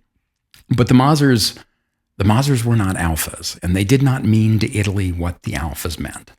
So Il Douchebag intervenes with Enzo Ferrari, and there's a little bit of fascism and some nationalism, and some money goes back and forth, and all of a sudden Ferrari is hiring Nuvolari again. Italian pride, something, whatever. All we care about is the fact that the maestro is back in the car he should have been in the whole time. Except that one winter, the winter between 1933 and 34, it has changed everything. It's no longer, the Tipo B is no longer an all-conquering weapon. The German cars are just, they're dominant. And I don't mean dominant. I mean blazingly to hell stomping the field. The Alfas swarm the slower non-points races at smaller tracks in the spring, but the Germans very, very, very quickly take over. A Mercedes wins the first points race out of the gate at Monaco in April, and a Mercedes wins the 2 points races after that. And of the 4 remaining points races, 3 of them are won by either a Mercedes or an auto union. Caracciola wins the championship for Mercedes, and they are constantly poking at the cars. Now, remember that the Alfas got poked at. They were updated. They were engines got enlarged, things were strengthened. But the Mercedes and the auto unions have so much money that everything just starts getting better. At the start of the 35 season, both cars have larger engines. They have stronger drive lines. The auto union got more than 50 individual changes of note. And it would get another displacement bump by the end of the year, which meant that it had a 5.6 liter V16. At the start of the season, the auto union was closing in on 400 horsepower, and the Mercedes at a 4 liter making around 430. Both of these cars were honest 180 mile an hour cars. They ran on these toxic cocktails of experimental fuel, and every single aspect of them was science experiment. In the middle of all this, we have the Tipo B. She grew a little. What had started out in 1932 as a 2.6 liter 8 that made 215 horse. 2 years later, in 34, it was a 2.9 that made 255. And then by 35, it was a 3.8 making 330. And this car stretched and pushed. The engine made so much torque that the gearbox was a 4-speed, but it kept breaking gears. So they had to enlarge the gears in the gearbox, but the gearbox was small. The car was small. The gearbox was beneath the driver's legs. There was no room in the standard trans casing for larger gears and no room in the car for a larger trans casing. So they just ditched one of the forward gears. They turned it into a 3-speed, larger cogs, and they gave it a few other things. It got hydraulic brakes. It did not have them before. It got a really simple kind of independent front suspension called Dubonnet, which is essentially just a beam axle with a small independent unit on each end, this kind of spring and damper thing in one. It was licensed by GM actually that same year, and they called it knee action. But anyway, point is the car got better, but it was not enough. And the Silver Arrows were slightly slowed on small tracks, anything tighter, anything where the surface was hard on tires, any place where the surface was hard on tires. But for the most part, they were ahead, and there were some places where the cars were simply known to just clean up. Places that everyone expected them to do well, and places where the home crowd was going to just know it was the Arrows' situation to lose. And man, that is exactly what happened at the Nürburgring in 1935. And that's what we've been building to. It was one of those points races, Germany's showcase facility, right? Built in the 1920s. And they thought it was going to be theirs. The German GP in 35. Or so they thought. So, July 28th, 1935, the North Loop of the Nürburgring. Nuvolari is 42 years old. I'm 44. That has no meaning or context at all, but I wanted to stick that in there because, man, you think thoughts about age when you get to be old like me. 44 isn't old. No. Okay, so Nuvolari is 42. His team principal, Enzo, is a legend. The ring then is the ring now. It is a one-way road through the Eifel Mountains, seemingly impossible to learn on first visit, except then it wasn't lined with Armco and catch fencing. It was lined by hedges. It has zero runoff. Sometimes the track simply just ends in the hedge and tree, just right up to the pavement. It was more than 14 miles long then, instead of just under 13, as today. It had 160 corners, which is, for the record, 6 more than most people generally consider it to have right now. This is the track that ate people alive. And on that day in July, it is lined with spectators. There are more than 300,000 people there. The grandstands hold swastika flags. The track The area around the grandstands holds an entire regiment of the Nazi army. It holds Nazi officials. It is long and fast, and the forecast suggests a decent amount of rain, but not all over the track because that's how the Nürburgring works. And in the middle of all this, we have our man in an Alfa, in an old Alfa that is 20 miles an hour slower in top speed than the auto unions. And, well, he's feisty, as usual, right? He's at home because he's being counted out, because everyone expects the Germans to win. And this is what our guy loves the most. It's when he has nothing to lose and can swing for the fences while maybe getting a little angry and learning to use it in hand gestures and things. And oh man, did he get angry. Oh man. Okay, so I have a map of the track on my wall. It came out of David E's. It used to live at Automobile Magazine in David E. Davis's old office. It dates to the 80s. It's got the old logo on it. But up in the north, the north corner is a village called Adenau. And if you're looking at the map of the track with the Grand Prix circuit at the bottom, Adenau is like, if the current Grand Prix circuit is like 6 p.m., Adenau is like 11 o'clock, right? And, Dottingen is 3 o'clock, and Breitscheid is probably noon, I guess. And the Nürburgring Castle is down just directly above the GP circuit. But then as now, Adenau was the largest village near the track. It was all but in the track. And it was the place where everyone stays. And on that weekend in 35, it is just jammed with people. Most of the drivers, this is how big of a deal this thing was. Most of the drivers stay at this hotel in town. It's called the Eifelerhof. And the town, the streets, the hotel, they are jammed with autograph seekers chasing these people. There's a story in a magazine at the time that notes that the crowds were just so mad for the drivers, so crazy to see Caracciola and von Brauchitsch, that they failed to notice the Crown Prince of Germany, Wilhelm, just hanging out at the hotel, like sitting reading a newspaper. He's basically just ignored because he is not a Grand Prix driver. Like, there are murmurs that Hitler might show up, and at minimum, even if he's not there, his national head of motorsport, this utterly humorless dude whose name I cannot remember and did not put in my notes, but he is a grumbly-looking son of a, and he is just gross. He was actually a part of the beer hall putsch, which was a failure, ha ha ha. So he's there, and it's a big deal. The town is just jammed with people. People are sleeping on the roadsides near the track because there are no hotel rooms to be had. And on Tuesday before the weekend, the teams begin to show. The Germans are organized and methodical because, of course, they are. Mercedes team, in fact, gets there early in the week on Tuesday night. They are preparing for testing. The auto union cars get there a day later on Wednesday.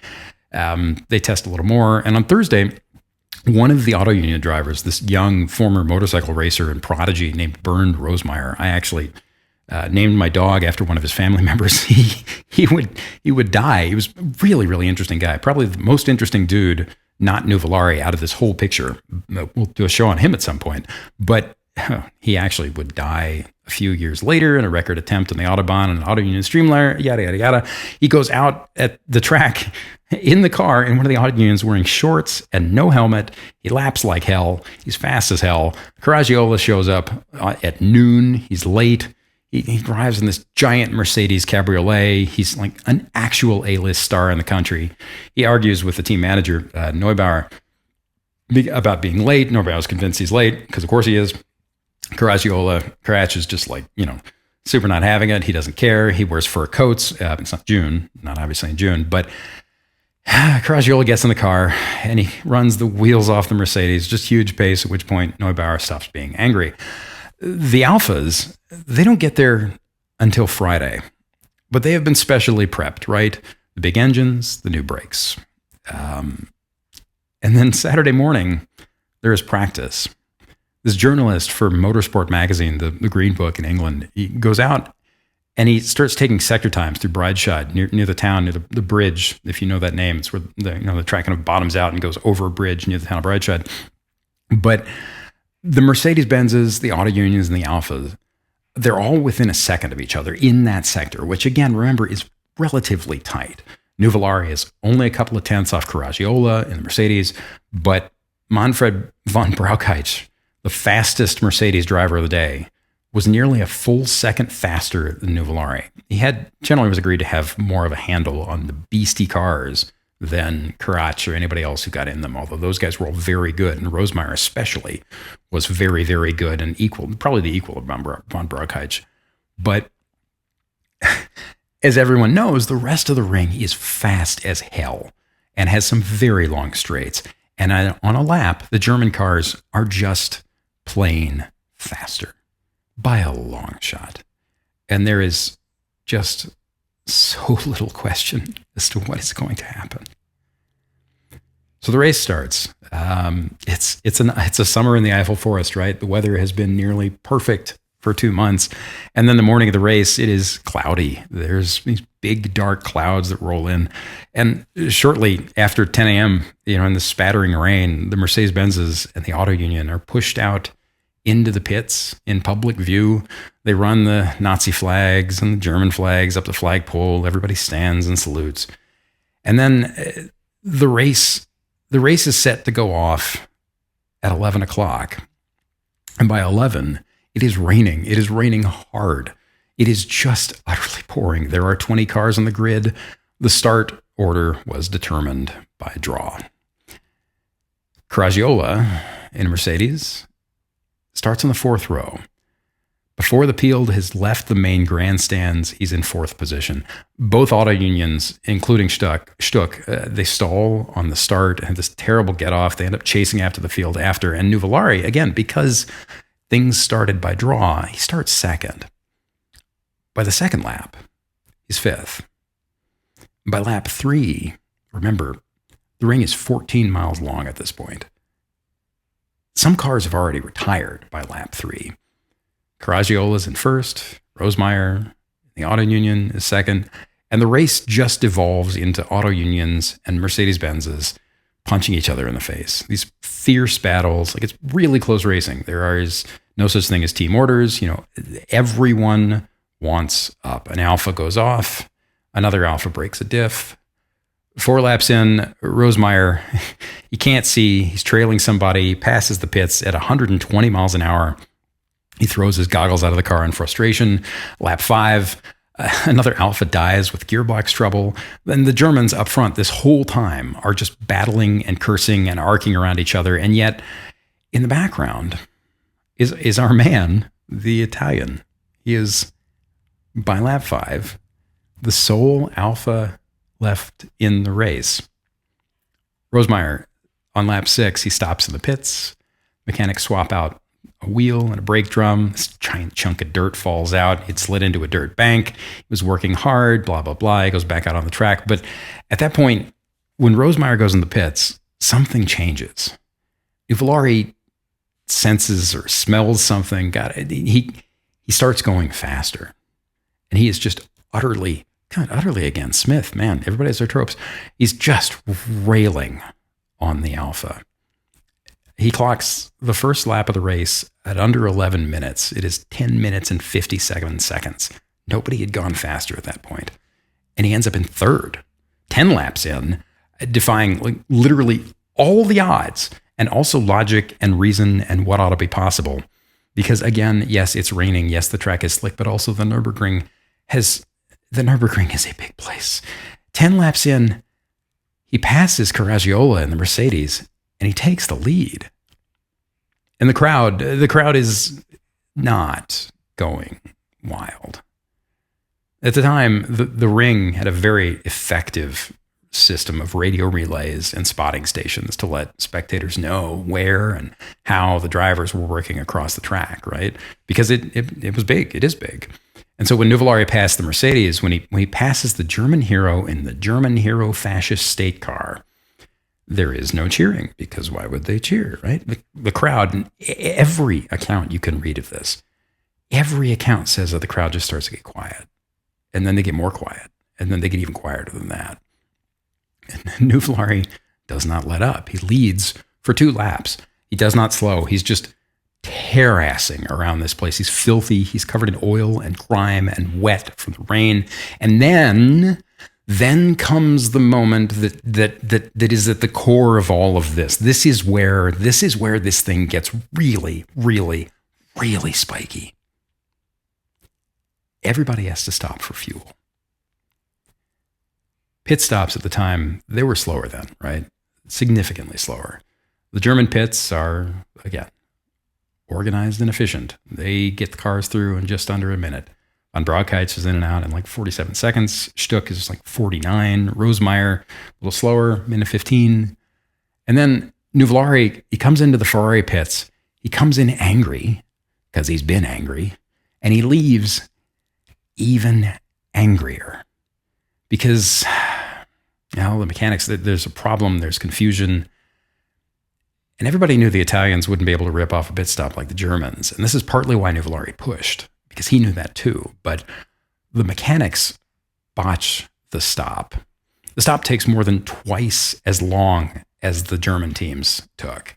It is a 2 minute and 14 second stop, and it eats up his entire lead. When he goes back out, he's sixth. And he's angrier than he's been all day. Now, at this point, Von Brauchheitz is in the lead. The Germans have settled back a bit. Both the auto unions and the Mercedes-Benzes, they're still battling. They are not cruising. And yet, by lap 13, 1 lap later, Nuvolari is in second. Somehow. No one expects it to continue. In the stands, people are curious, right? The crowd is just waiting for the Alfa to blow up, knowing that he's just running the car too hard on that monster track. He's chasing Von Brauchheitz in the leading Mercedes, and Manfred, our man up front, he is not going to let this go. The team manager, Neubauer, which, by the way, if you've never seen a picture of Neubauer, Google him. Large man, kind of fat, wore a hat like nobody's business. Neubauer gives the signal to press harder, and Von Brauchheitz, he knows what is happening. He's been signaled that the Alfa is closing. It gets closer and closer. And Brauchheitz breaks the lap record that Rosemeyer had set a while back, because Rosemeyer broke that record that Nuvolari had set, and blah, blah, blah.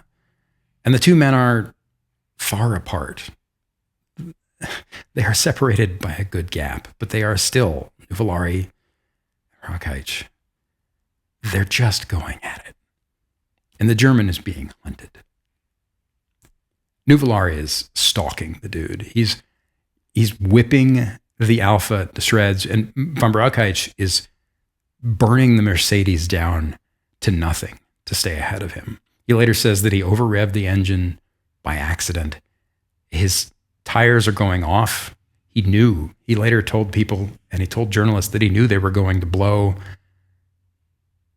The car was getting looser and looser. The Mercedes was more and more of a handful.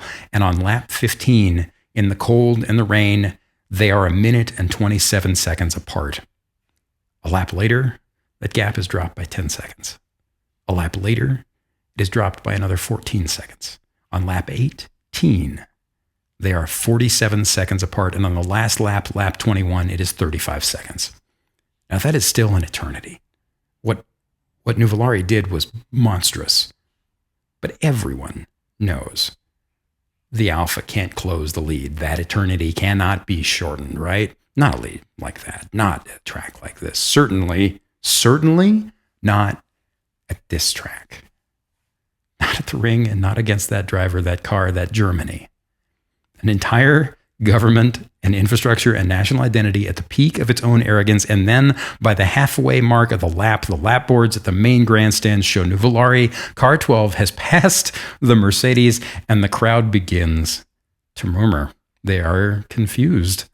They don't know how this could happen, because, of course, how could it happen?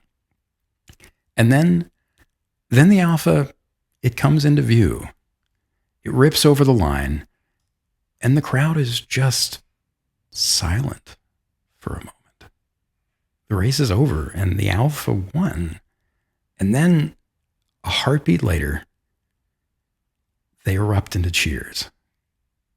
And they erupt into cheers for the same reason that we care about anything in this sport, because it didn't matter who he was, or where his car is built, or who was fascisming their country at that moment, or even what the flags on the poles meant or would come to represent, or what the people behind them had done so far. It only mattered what he had done in that moment. What the wiry, boisterous, fierce little man at the wheel of that old masterpiece had done. Now, Van Brouwkuyt lost ultimately because he blew a tire, but it's not quite that simple. He should have pulled back, let off, and lifted a little if he had been sensible, right? But racing does not, as the old line says, it doesn't always happen to people who make sense, right? For better or worse. And Van Brouwkuyt knew. Nuvolari was pressing, and he knew there was a slim chance he could make it if he kept going, that the tire would run to the end, that monster of a car would get looser and looser and looser and more of a handful, and he could end up in the trees, but it didn't matter, so he didn't slow. And then the tire blew. And it just as easily could have lasted, but it didn't. When he gets out of the car in the pits, having limped the car back, the Mercedes back after the end of the race, Brouwkuyt is crying. He's weeping. His brother had managed his timing and scoring in the pits, and his brother just puts his arm around his shoulder and helps him into the shadows off the track. It was custom to play the national anthem of the driver who won at the time, right? Because of course it was, because it is. The only national anthem, and this is apocryphal, but also I want to believe it, but also there are many sources that insist it's true. The only national anthem, supposedly at the time, was a record of Deutschland über alles. And so legend has it that the song played over the PA was Nuvolari's personal copy of the Marcia Reale, the Italian national anthem. He had brought it with him. He had brought the record. Photographs from the period have him, from that day, from that moment, have him sitting on the back deck of the P3, just in front of the fuel filler, on this tapering piece of aluminum, just grinning his head off, even. God, Smith, what, 2 heads? Shut up, God. And in the background of those shots, I love this so much. You just see Nazis scowling, which was good, right? We like it when they're unhappy. But also, and this is important, we like it when a small good thing happens to or for or around racing cars and racing, and then in retrospect takes on big meaning. I'd be remiss here as a writer and a history nerd and a racer and a lover of how it is sometimes necessary for us to risk everything for the ideas we feel are important. I'd be remiss if I didn't quote from Purdy. But before I do that, I want to end on a note. A note how this was one of the last bright burning moments of an old era and of a kind of deadly, terrible, wonderful romance that, if we're honest, that people complained even then was beginning to disappear in racing. And by that I mean the sense that the sport had something great at stake, that there was a blood and a glory and a reason for the whole thing. And the truth of it all is that, this sort of thing has always been there. It's always been a part of the sport. It's just never, ever been a part of the sport the way that people think, or that they think they remember. And maybe, in some cases, it has even only existed in the minds of certain people who were there on a certain day to see a certain thing, or who wished they were there on that day. But the truth at the core of it is the same truth that you have with anything else in life. It's that magic, the big human meaning. It's almost always there in some form if you know how to look for it. Maybe that's why we started this show. Maybe that's why I love making this show so much. And maybe that's why we all go racing or go to races or love any of this stuff in the first place. Because in the end, it's not the obvious things that get us here, as plain as that sounds. There are stories like this one where big, epic things happened, But most of the stories of racing are not. Most of them are far more subtle and far more hung on, what's Ross say all the time? It depends. Hung on details and asterisks and tiny pieces of context that pull away some of the great big, Hollywood style glory. And that's probably, perhaps, almost definitely, maybe, I don't know, but I think it's why the big ones, why the ones like this hit so hard, and why they stick around for so long and can only seem more magical with time. You may have noticed I didn't really say anything about me driving that car. I did drive that exact Tipo B on a racetrack. I slid it around. I sat where Nuvolari sat, and man, it was a thing. I'm going to do a reading from some of my notes from that test, and we're going to put them out as a bonus episode on the Patreon later this week.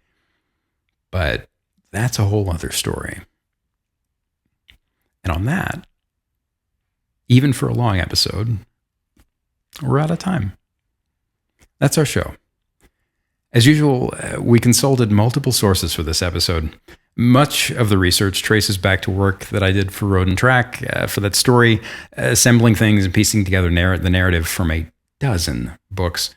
But I can't mention them all here. I wish I could, but I do want to give special thanks to the work of Doug Nye, to the work of Ken Purdy, and to the Green Book, which we often thank in this play and on the show because the Green Book is great. That's, if you're not familiar, that's England's motorsport magazine. We use it so often here. It's an excellent resource. It is subscription only, but it's worth subscribing to. It's very cheap, and it's a nice combination of old and new, a nice combination of history and context and what just happened yesterday. And with that, it's time to read us out. There's nobody else here. I was going to say something to Ross and Jeff, and I just realized this has been me for 2 hours. Yay! Okay, so It's Not the Car is written, produced, and built by several people. You heard one of them today, and that's me. Mike Perlman is our executive producer. I'm the show's creator. If you like this episode and you'd like to support what we do here, check out patreon.com/notthecar and click Become a Member. We also have a merch store and a show site at itsnotthecar.com. If you're enjoying the show, please leave a review and share it with anyone you think might enjoy it. Your recommendations make a huge difference, and they really do help us keep It's Not the Car on the air. As always, thank you for listening. And since Ross and Jeff aren't here to say it, I'll say it myself. Have fun.